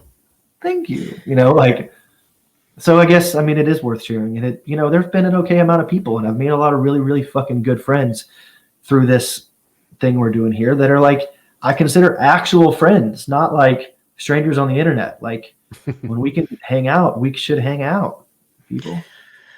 I think that's been the interesting thing about this show for me. Speaking to the podcast itself, it's one of those where I'm sometimes really surprised at just some of like the things that stay with me or the things I take away. Like, I've kind of caught a little bit of shit in the last month or so because I've basically have had porn stars on. And some people feel however they want to feel about that. But the interesting thing about it was like, we just posted the episode with Aaron Thompson. He has a band. He's just got signed. His record's coming out in summer. Cool. And so sex work is work, by the way, I will say. No, I have no problem with absolutely agree. That's clear. But toward the end of the chat, I kind of had seen, through looking at Twitter, like right before we started talking, I had seen that Bad Baby or whatever that Cash Me Outside girl is named, whatever her name is, that basically she turned 18 like the week before, started in OnlyFans, and then basically made $1 million in like six hours. And a lot of people were like up in arms about it and all that kind of stuff. And, so I just kind of was making the comment to him. I was like, do you feel that when you see quote unquote mainstream entertainment using OnlyFans and some of those kind of things, do you feel like it either actually gives credence to what you're doing and kind of makes sex work more mainstream and kind of takes the taboo away from it? Or do you think it kind of cheapens what you do because people are like, oh, I just want to go and make the money, but I don't want to like, they don't put themselves in with what you actually do. And he said something really profound, and I've really thought about it since he said this, but he was like, it's a tool. And however you choose to use it, tools are interesting. You give someone a blowtorch and they can either make really beautiful art or they can make really amazing things with it. But give it to someone who doesn't know how to use it, and they can not only hurt themselves, they can hurt others, and they can destroy so much very quickly. Yeah. And when he said that, I was like, holy fuck, that's so profound. Probably someone else could have said it to me, but it would have been one of those things where I love the fact that he fucking that is a good way to say it. I mean, a wood carver could be a mass murderer. Could be. But it was one of those things where, as he was saying that, like, and I love the fact that, like, I'm glad I asked the weird question that I was like really on the fence about asking, because it gave me a really fucking awesome answer. That I hope it sticks with people in that same capacity. And that's something that I know, through therapy and talking about, things like that with my therapist. And I've shared these things with you and everyone kind of in the chat right now, where I've just kind of said, it comes to that where, my big thing was, and I think we all do this, where we tend to assume the worst. And then you start coming up with all these hypothetical what if scenarios, and nothing has even happened yet. But you've already come up with 9 different possibilities of the things that are going to go wrong. And that's good for troubleshooting. But when you take it to the nth degree, it's not good. And actually kind of right. And so that's been a thing that like, I know I've struggled with in the podcast. And I feel like I've gotten better at it over the year, the 5 or so years of doing this, is being comfortable with asking questions and being comfortable with divulging more of my own experiences. I mean, like, I just did one a couple of days ago with Stormy Daniels. And if you don't know who that is, Google, but take your non-work safe for work thing, put that on, and then just get to the part. But like, she was involved with Trump and all that kind of stuff before he became president. And I asked a question that related to him, but like, I thought it was very pertinent to the paranormal stuff we were talking about. And it was the first time I've really even talked about some of the things I've experienced in my life in that realm. And it was kind of daunting. Go on. It was kind of daunting. That's to my be, world. It was kind of daunting though to bring it up, because like, I shared a couple of experiences I've had and some experiences that like friends and past partners have had that, they've shared with me. And it was really interesting to get someone who is, as they say, a medium. And I was a bit skeptical, but like, I didn't poo-poo on it at all. Like, I just kind of was like, let me ask questions. Let me see what your thing is about. It was kind of the other dude that was in that he's a spiritual healer and he's figuring things out. And I was like, okay, like, I've never experienced that. I don't have any experience with that. I don't know anyone that has. So like, that's a little bit cautious on my end. But like, through watching some of your Art Wednesdays, like where you'll go to the bookshelf that's behind you for those who will end up watching this, you pulled out some stuff from, I don't want to necessarily, I might be mislabeling it, through like the occult or whatever. You've had conversations, that kind of touch on some of those things. And I find them to be interesting. And I think that that's kind of the fun part about getting older and living life, is to kind of push yourself into different boundaries that maybe you don't know. And it's okay to not know, but you just be adventurous to learn and have a thirst to learn. And I think that's the thing where we get, as a society, I think we get a little putting boundaries on, where it's like, well, that's sex work, and sex is, we do that behind closed doors. We don't talk about that. And it's like, why? Isn't it a great thing, like, to experience, all kinds of different things with people, or learn more about yourself? Like, why is that a bad thing? Yeah, it's very true. And no, I like you're speaking about the occult and the strange things like that. Like, that's my favorite conversation to have. I enjoy that world. I enjoy getting weird with ghost stories and telling our experiences with Julia and myself that we've had across the world, and my own experiences growing up in life and the weird shit that's happened to me, blah, blah, blah. That's a whole nother podcast for us. But, and I think honestly, like I have been in the past afraid to share that stuff in and amongst my band, because I don't know if my band feels that way about everything the same as I do. Right. And it's not like it's polarizing. It's not like a divisive sort of topic, like fucking wearing a mask or T-rump. But like, it's something that I enjoy and that it exists every day. So I oftentimes, it's legitimately a part of my everyday. A lot of all of these things, that the weird and the paranormal and the spiritual and the esoteric and all that sort of stuff. And I usually will like begin that with a meditation and it's you can get in with that topic and then it can go out from there, but that's my favorite world, man. It's definitely interesting. I'm interested to see how that episode goes over, because it's not anything I've ever touched on. So it's always fun when you do something when you have 5 years of just, you talk to metal and hardcore band people and you're like, yeah, well, Not necessarily. But you're good enough at interviewing humans.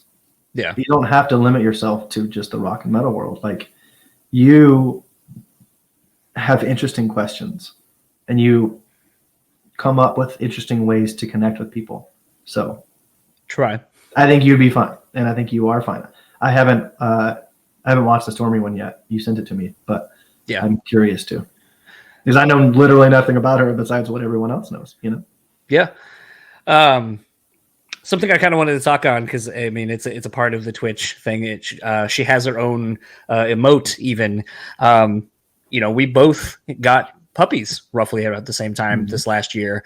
How is that experience for you? Because like I know when I got Frankie, you were like, oh, that kind of looks like a dog that we're thinking about getting, or what kind of breed. Julie and I are looking at getting dogs.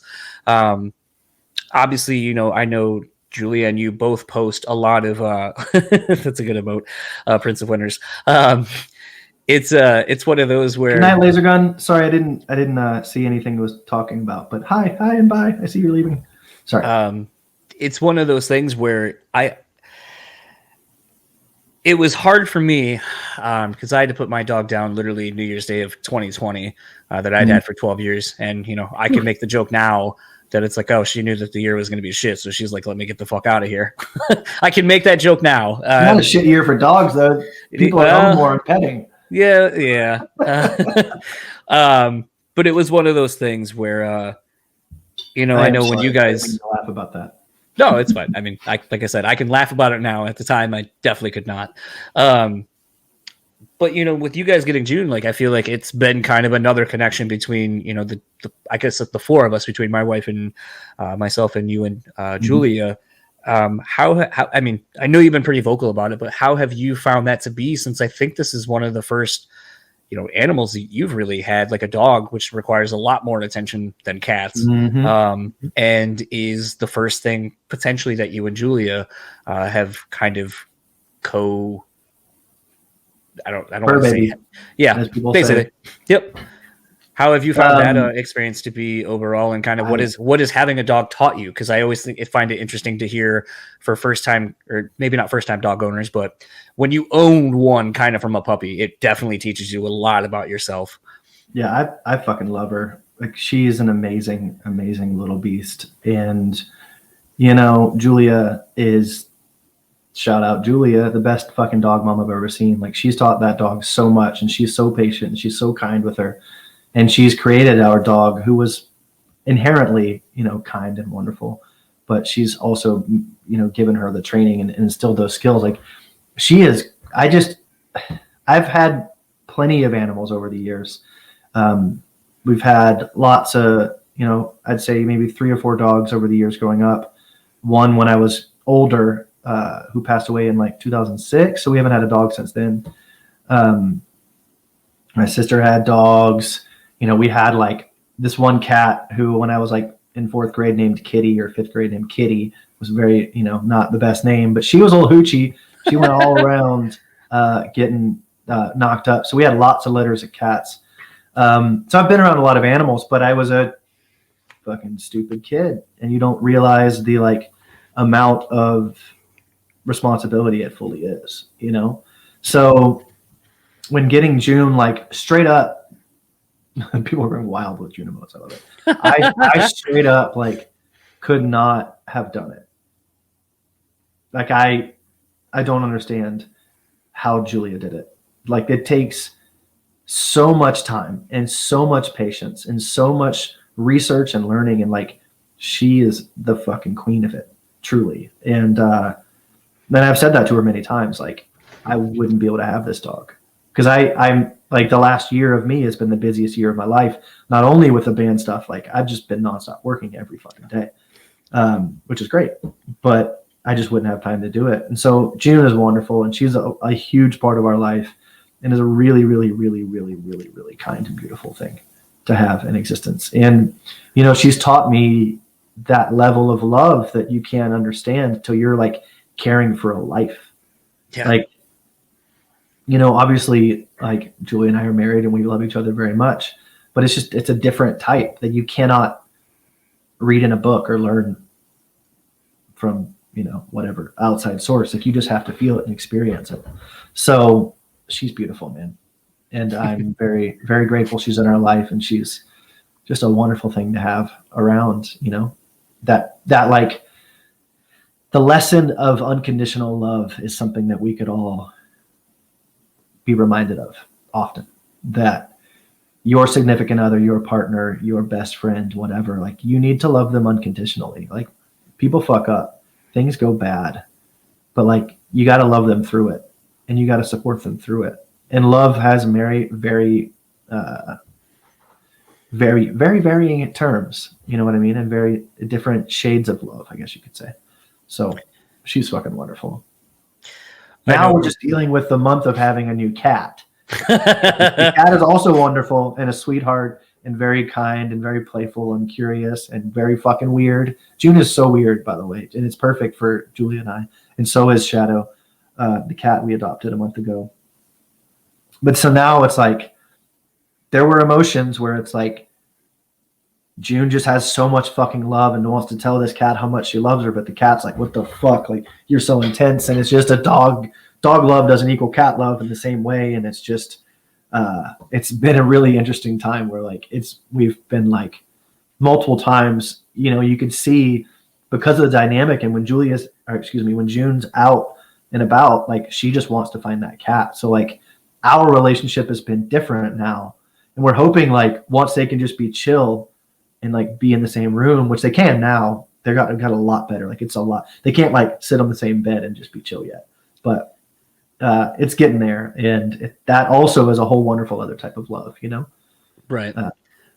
And I'm again, Julia's never had cats. She's only been around me and cats. So like, for her to be, Julia will meditate in midday and the cat will just be there laying on her. And it's like the cutest fucking moments, They're having wonderful times too. So it's I think I briefly glanced and Julia said dogs teach you to be in the moment. They do, lot, which is true. And cats teach you that they do whatever the fuck they want, and their love isn't always unconditional and constant. You got to earn it. Yeah, it's a whole different kind. Kind of as I'm going to start wrapping this up because I don't want to completely take up your whole thing, and I have to go hang out with my wife here soon to watch our television shows. Since I last talked to you, you've moved back home. How has that been? Because I feel like, I in the last, I'll say 3-4 months, roughly, like I've gone back home where I'm from in Delaware for a funeral. And then I very recently on my way to go to the Cubs game to see the Braves play, went and picked up my friend in Kalamazoo where I grew up. And it was one of those things where I've kind of had this, as I was driving home late by myself from Kalamazoo to Grand Rapids, I had this kind of weird thought where, I'd made a joke to my buddy that I went to the game with. I was like, oh, I wonder if I should call this friend that's always like, oh, whenever you come back home, like, call me. And I'm like, dude, I don't really ever go back home. Like, I don't really have anything that makes me go home other than my parents or honestly Chinese food. There's a Chinese food place down there that I always go to, and randomly I'll just get up and go with Bridget and go get some, and then we come right back home. So it's one of those things where, and maybe it's because, and you'll probably understand this too, where because I don't live in Delaware, I didn't necessarily grow up in Kalamazoo, I don't necessarily feel like I have a home, like a defined place that's home, like just kind of wherever I am and where, Bridget is at this point, that's my home. Cute. But it was one of those things where while I was at my uncle's funeral, I remember thinking to myself, like, wow, like other than my grandparents who are sitting in front of my parents, once they're gone, I really have no reason to come back, quote unquote, home. Yeah. And there's really nothing that makes me want to go back to Kalamazoo because that's not home. And it's one of those, though, where I kind of was thinking about you in the sense that, you've lived out in California to start initially to go to college. You've lived out in Germany when you lived with Julia back over there. And then now you're back literally home in the home that, correct me if I'm wrong, that your grandfather built. Mm-hmm. So I feel like you are probably one that can really tell an interesting story about being back home. based on all your travels and so forth. It's weird for me, even still, because my entire adult life has been on the move. Even when I moved for college, like you never lived in the same place for long. You were in a dorm for this year, and then you go somewhere for the summer, then you go live somewhere else for a year, and then I joined the band, and then I'm moving all the time. I think I lived like 13 places in 15 years in LA or something silly. So I've only known moving. And then I lived in Germany for 2 years, for like 2016 to 2018, end of 2018. And then Julia and I were married, and we were kind of figuring out what our next step is. And I have this house that my grandfather built, like you just said, in 1937. My family has lived here. My side of the family has lived here for, my mom's lived here most of her life. We didn't live here growing up. Like I lived all around this kind of area.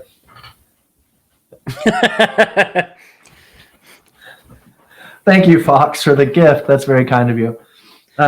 That's also one of my best friends, by the way, that he gifted that to. That's Sarah. Awesome. She lives out in. Actually, you met Sarah when we were in Vegas. She was our friend that we met out there. Nice. Hello again. And yeah, congrats on the sub. Thanks, Fox.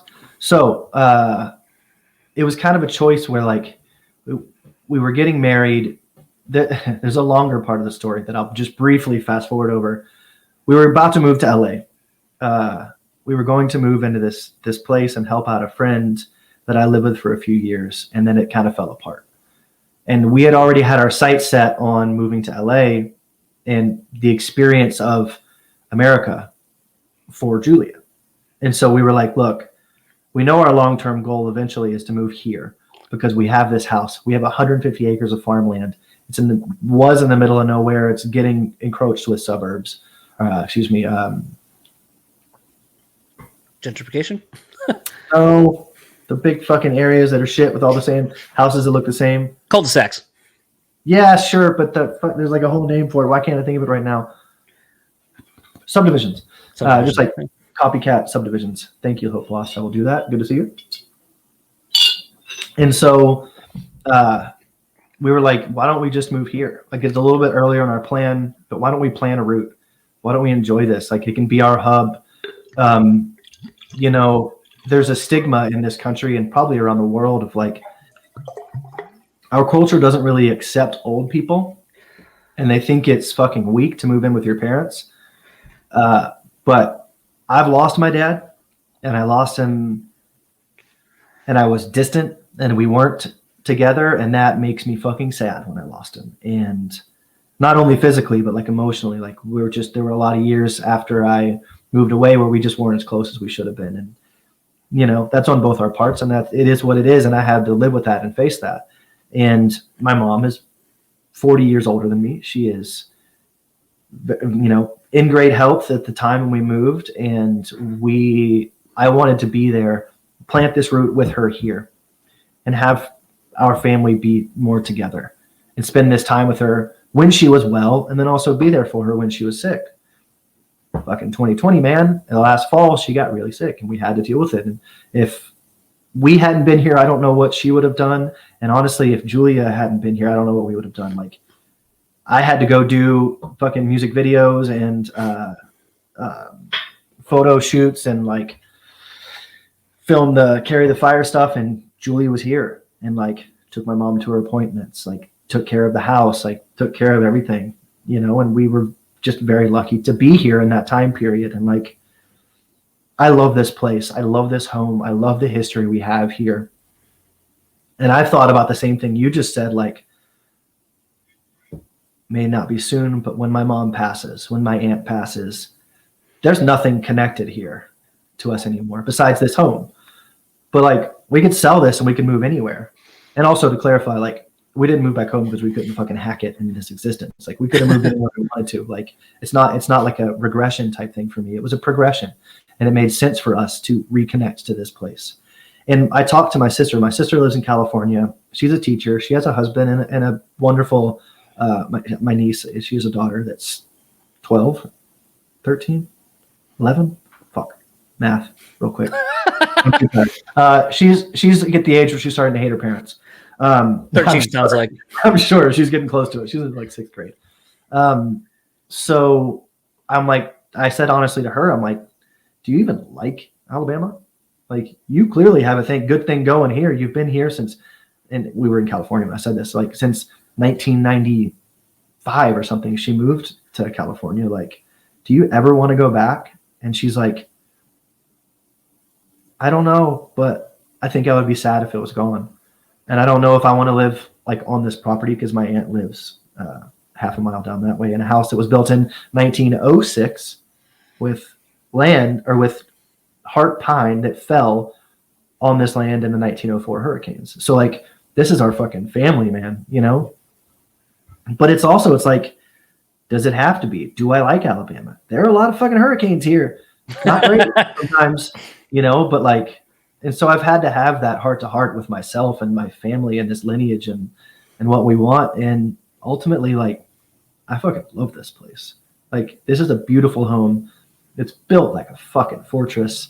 Like, shout out to my grandpa and my grandma. And I don't know, like, we're currently renovating the attic. So, you know, it's kind of 1937, half of the house, I'm currently in it. And then they did an extension in the 60s, which was still really well built. And then, so that side up top in the attic is like, it's just another fucking house up there. It's wild. So Julie's going to have that side as an office space, and I'll have this side as an office space. And you'll see that on Twitch and probably this summer.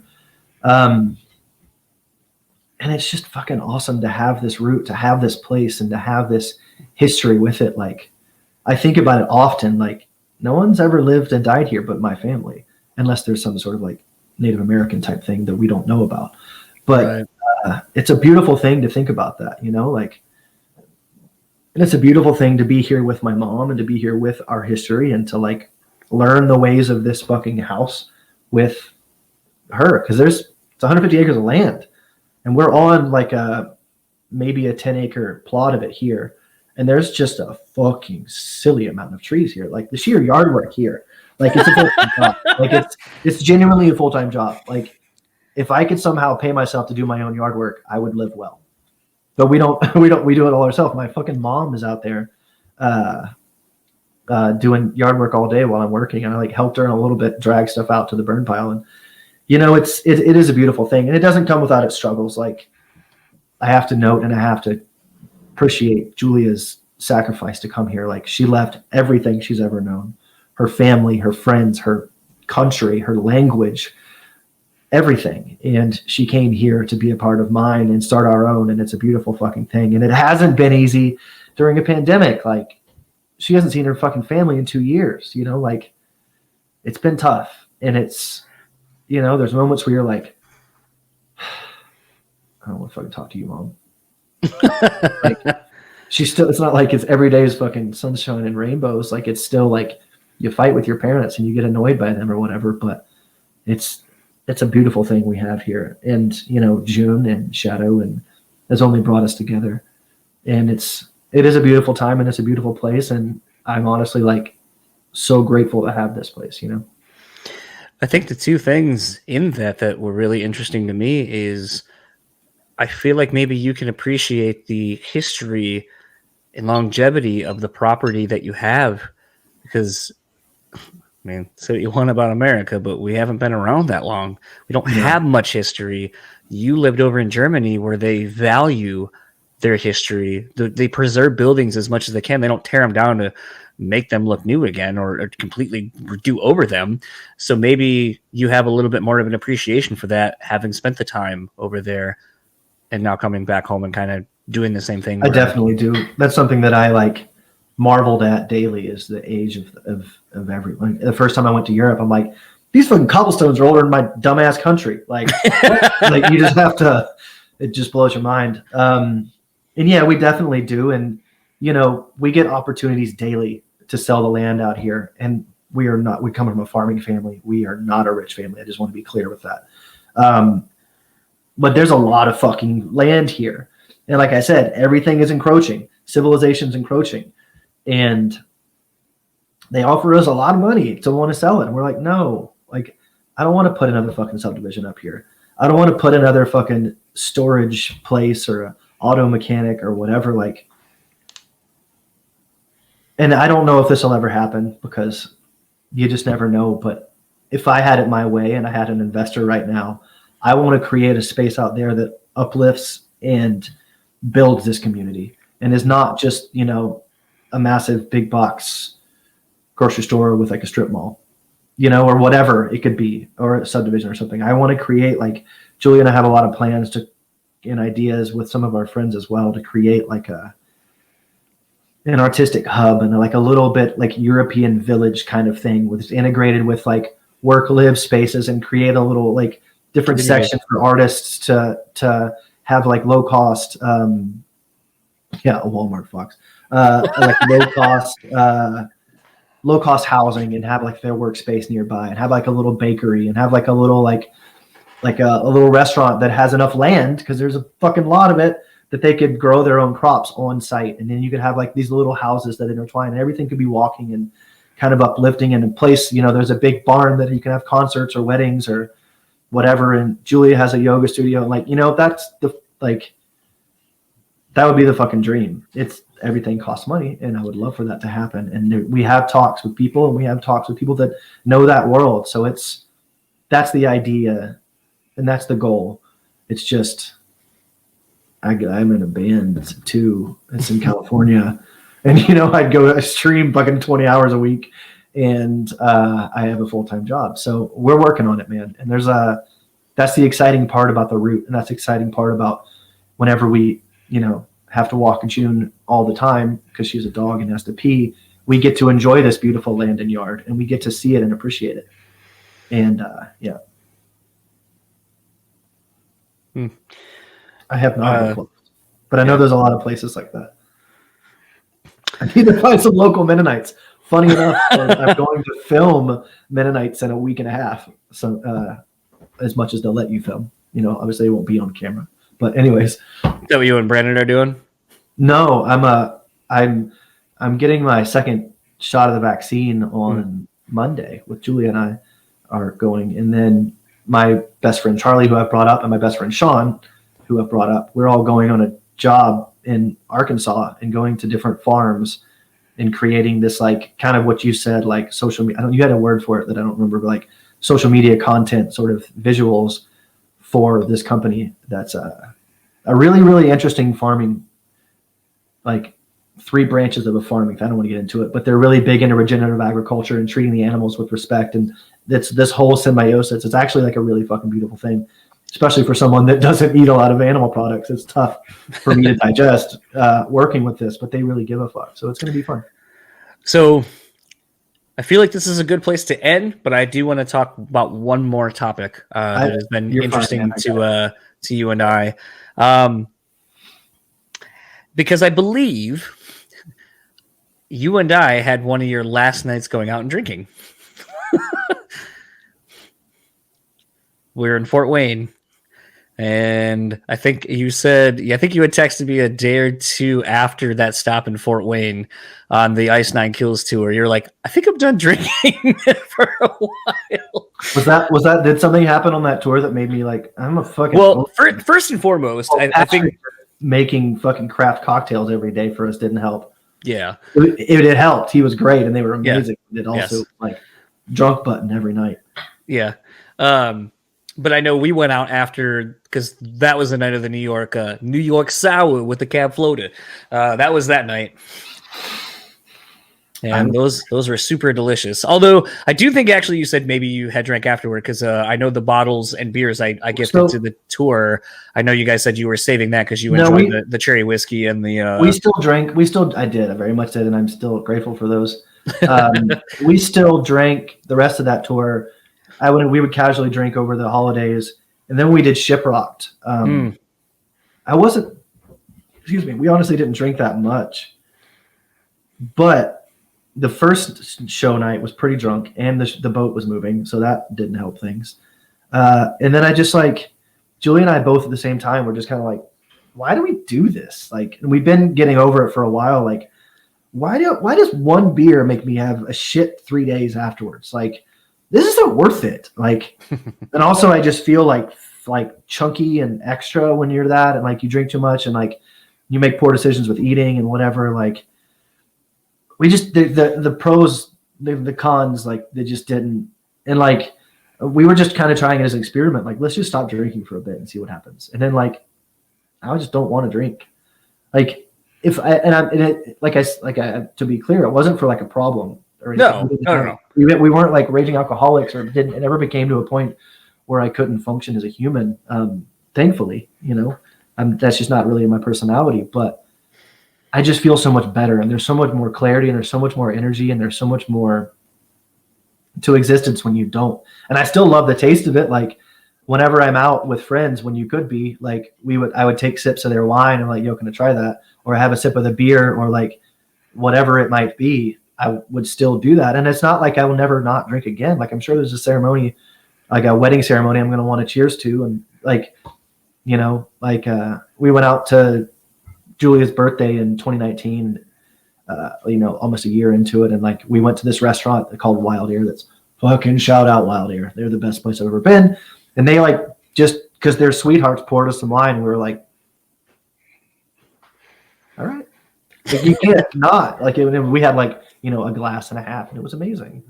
But I just don't need it, and like, it's not something that I feel like betters me or benefits my life in any way. So it's just funny. I was talking to my dad one day, and he kind of, as they sometimes do, give you pieces of information, and you're just like, well, that's kind of, never thought about that. But it was like, oh, what do you want to do with your platform? And I was like, you mean my platform? And it's like, I know people listen, like I see that.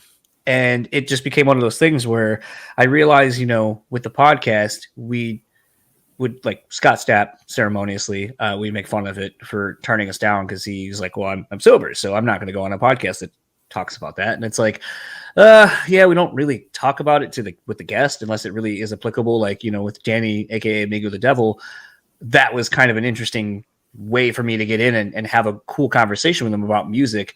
Was, finding out he was worked in kitchens and so forth, and was I don't necessarily know a sous chef, but definitely had that experience, and also worked for breweries and so forth. So it was a thing where I'm like, oh, we can parlay these two worlds into the music realm and kind of talk about music that way.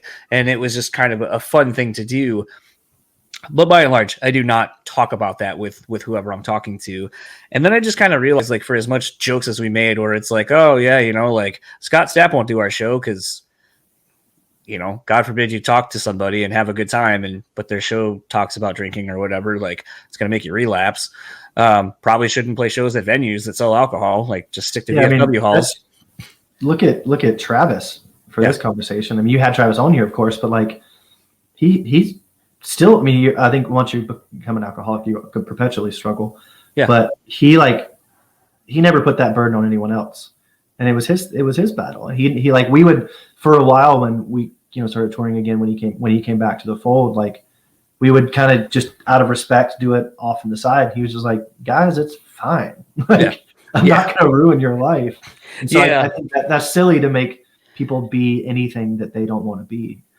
Yeah, it's just been interesting. But then after having that conversation with my dad, I was like, maybe my approach should be to also have the other conversation where it's like, yeah, we might talk about beer, we might talk about whatever, but then we also talk about sobriety, because I feel like maybe maybe hearing somebody else that you look up to in a band that you love talk about how they just, we're posting the episode next this upcoming week with Mark from Periphery, and that was something I had talked to him about for a little bit toward the end. And he, again, kind of made a really interesting point where he's like, it wasn't that it was a problem necessarily. He goes, but we live our lives, a lot of us, in this in between where it's like, I'm going to drink because I had a good day. We're celebrating. I had a bad day, so I'm going to drink. Mm-hmm. And there's really no middle ground. You're just kind of stuck in this pattern between the two. And you're running away from something there. Something in either direction. Yeah. And people I've lived with that were like, I just need a nightcap after today. I'm like, really? Yeah. Okay. So it's one of those things to me where I feel like, my thing is trying to be a little more understanding of the platform I potentially have, and letting people hear both sides, and making a decision based on whatever. Maybe take it as a sign, take it as whatever. Maybe you find that episode. Yes, get figgy with it. 87. This is being recorded on my end, and this will probably go up.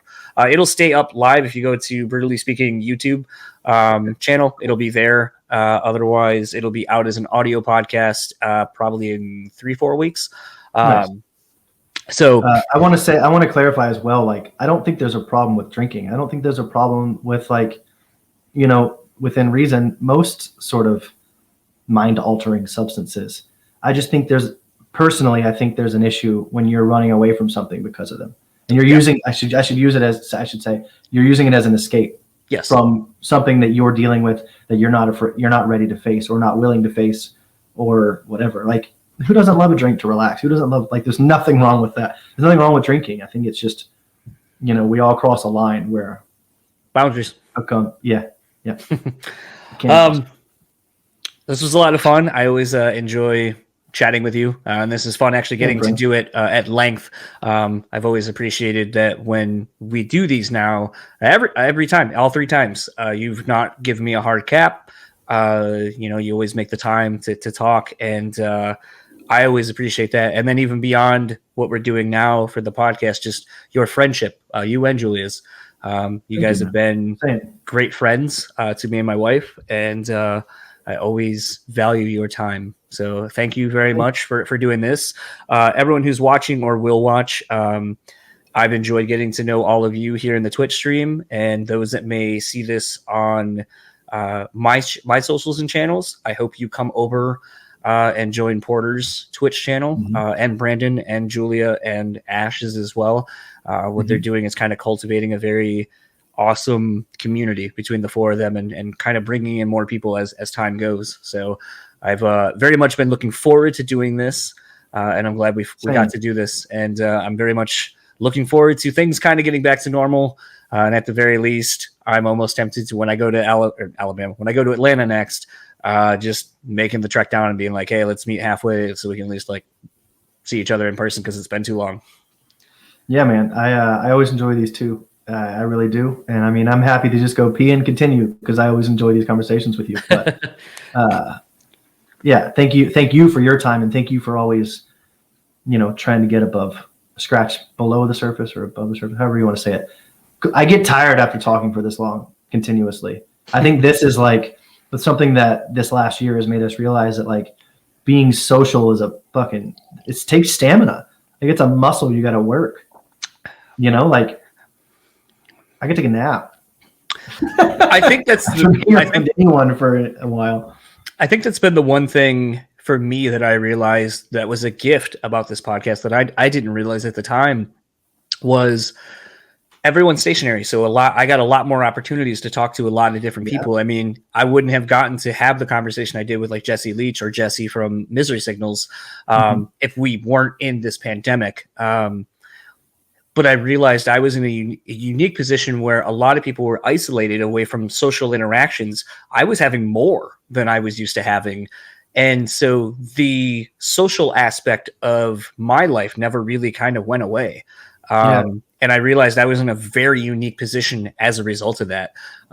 So I have been very thankful that this was a thing I chose to do almost 5 years ago, or over 5 years ago, and that I decided to DM you on Twitter and be like, hey, you want to come talk about your, like, photography and stuff and all that kind of stuff. I remember anytime I see Sturgill Simpson, I always think of you and texting me, because you and I were going on about Sturgill Simpson, and I was going on about, at the time, a lesser known Chris Stapleton. And so we were both kind of connecting over various music and Anderson .Paak and a bunch of other stuff. So it was one of those, like, I still sometimes think back to that, where I was just like, my wife's like, who's texting you? Like, while we're grocery shopping, I was like, Porter, I think we just became best friends. And it was a lot of fun. So it was definitely fun getting to do this, because basically you're almost like that benchmark of, like, this was kind of the beginning of the podcast. And every time I get to talk to you, it's sort of like kind of a checking in point for sure where the show's gone. Very much as it is for you with, you know, another record and so forth. Yeah. I'm stoked to be a part of it, man. It has definitely been an interesting year for that. And I think just to quickly touch on that thing you said, like, the beginning of the pandemic for me and Julia was like, we were stuck at my sister's with her family. So we were not lonely. You know, we had lots of people around all the time. And then we got back here and we had this time in the middle of nowhere to enjoy something that we never really get to do, which is just fucking staying somewhere for a while. Right. You know, and then eventually I had to go to California and film that stuff. And then I drove back. And then, you know, we had a little bit of time here. And then I drove back for Carry the Fire stuff. And I came back and started doing this Twitch stuff. So like, I never really thought about it, but I haven't really been alone this year either. I used to see so many of my friends will be having like couples dates and dinner dates. And I'm just like, I've never once felt the need to do that. You know, like every day I'm talking to Charlie, my best friend, when we're working. And so it's like, I've had all this stuff and I never thought about it that way. Like, I'm sure it was a lot lonelier for some people in this situation. And I think you and I, based on what you said and based on my reflection just there, I'm very grateful for how this whole community and this whole world, and, you know, we're very lucky. Yeah. Well, again, thanks, and looking forward to catching the art that you're going to do potentially after this and see where it goes. So that was my conversation with Porter McKnight of Atreyu. Again, their upcoming album, Baptize, is out June 4th via Spine Farm Records. This is a really special conversation. I won't even call it an interview. I mean, at this point, I've known Porter almost as long as the podcast has been going, and it just felt like a continuation of a conversation that we are always evolving with. I liken it to some of my best friends that I don't get to see very often, where a definite amount of time has gone by. However, it feels like no time has gone by because you're able to just kind of pick back up and fall into your natural rhythms of communication. So with Porter and I, like, this just kind of felt like that. Like I even, when listening back to it a little bit, like the tone of this felt different. And it's not just because there were people present watching it in real time, which was also interesting because as someone who typically doesn't get a whole lot of feedback about the show or the guests or anything like that, it was really kind of interesting to be able to literally look over at a secondary screen and see comments coming in throughout the entirety of our conversation. I mean, I think one of the more shocking ones was like the next day or the next time I was on Porter's Twitch thing, like not on it, but watching, someone was like, oh, I could have watched another 5 hours. And it was like, holy shit. Like, you know, like I said, I don't get that kind of feedback. So to hear several people actually just commend, the willingness to be open in front of so many people basically in real time, and potentially those that listen to it, you know, now, was kind of really interesting, and is one of those for me where I am thankful of Porter bringing me onto his platform basically to kind of showcase what we do over here. And I'm hoping now to reciprocate that. I hope people go to his Twitch, go watch the video, and maybe, you know, you don't want to watch the full 5.5 hours or so that we didn't post, but maybe you're a graphic design person. Maybe you like art. Maybe you like playing games. Like, there's a plethora of things that happen on the Twitch channel of Porter and Julia, his wife's, and it's just a great community. Like, I find myself really thankful that I get to hang out with these people digitally, and in some cases, like, you know, like last night I was watching Wes Borland's Twitch stream for the Zebra Space World podcast thing, and I saw a couple people in it. And I was like, holy shit, hey, what are you doing in here? And it's like one of those, like, where it almost feels like you're at a random bar that, like, you kind of go to, but then you see someone else there and you're like, oh shit, what are you doing here? So it's just kind of interesting, like, to kind of create this digital community of sorts. And I'm looking forward to when shows and such start opening back up and happening, that potentially maybe I'll get to meet some of these people as well in person. Kind of wrapping things up, because I know this is a longer episode. I strongly urge you, if you are remotely interested in this and where we basically cut it off, like I said, there is plenty more where that came from, and I strongly urge you to go over there, twitch.tv/Porter McKnight. If you would like to keep up with Atreyu, it's Atreyu Official on Facebook, Instagram, and Twitter. If you would like to keep up with Porter, it's Instagram and Twitter at Porter McKnight. And if you would like to give me some feedback, you can email me, BREWtallyspeaking@gmail.com. Rate, review, subscribe wherever you're able to do that at. I want to thank our sponsors once again for their continued support, rockabilia.com. Go back, check out the episode I did with Frankie last week if you haven't. That was a lot of fun. You head on over to rockabilia.com, use our code BREW, and you'll get 10% off your total purchase order. On Point Pomade, use our code BSP15 and take 15% off your total purchase order. Keep your beard and hair looking on point. And last but not least, The Bean Bastard. Head on over to thebeanbastard.com. Get you some delicious coffee. A lot of new blends are kind of getting ready to come out. And for the BREWtally Speaking Podcast, I'm John, and we'll talk to you all next week, where our guest is Chauncey Johnson. And if you don't know who the fuck that is, you're about to find out. So we will see you then. Have a good week. Oh, that fucking sucked. Shao Kahn, what'd you think? That was pathetic. Yeah. Coach, what'd you think? Fucking embarrassing! Okay. I mean, I knew it was gonna fucking suck, but I think those guys were a little rude. Austin Powers? How about new? Okay, I thought we were gonna get the Austin Powers vote. We did not. John, use that for your podcast. It fucking sucks, but you knew what you were getting into. It will result in less listens. You're gonna see a decline in listeners if you start the show with that. You're gonna see 30 seconds in, the number will plummet. And I will be there at the bottom of the plummet saying, I fucking told you, don't use this fucking riff. It sucks.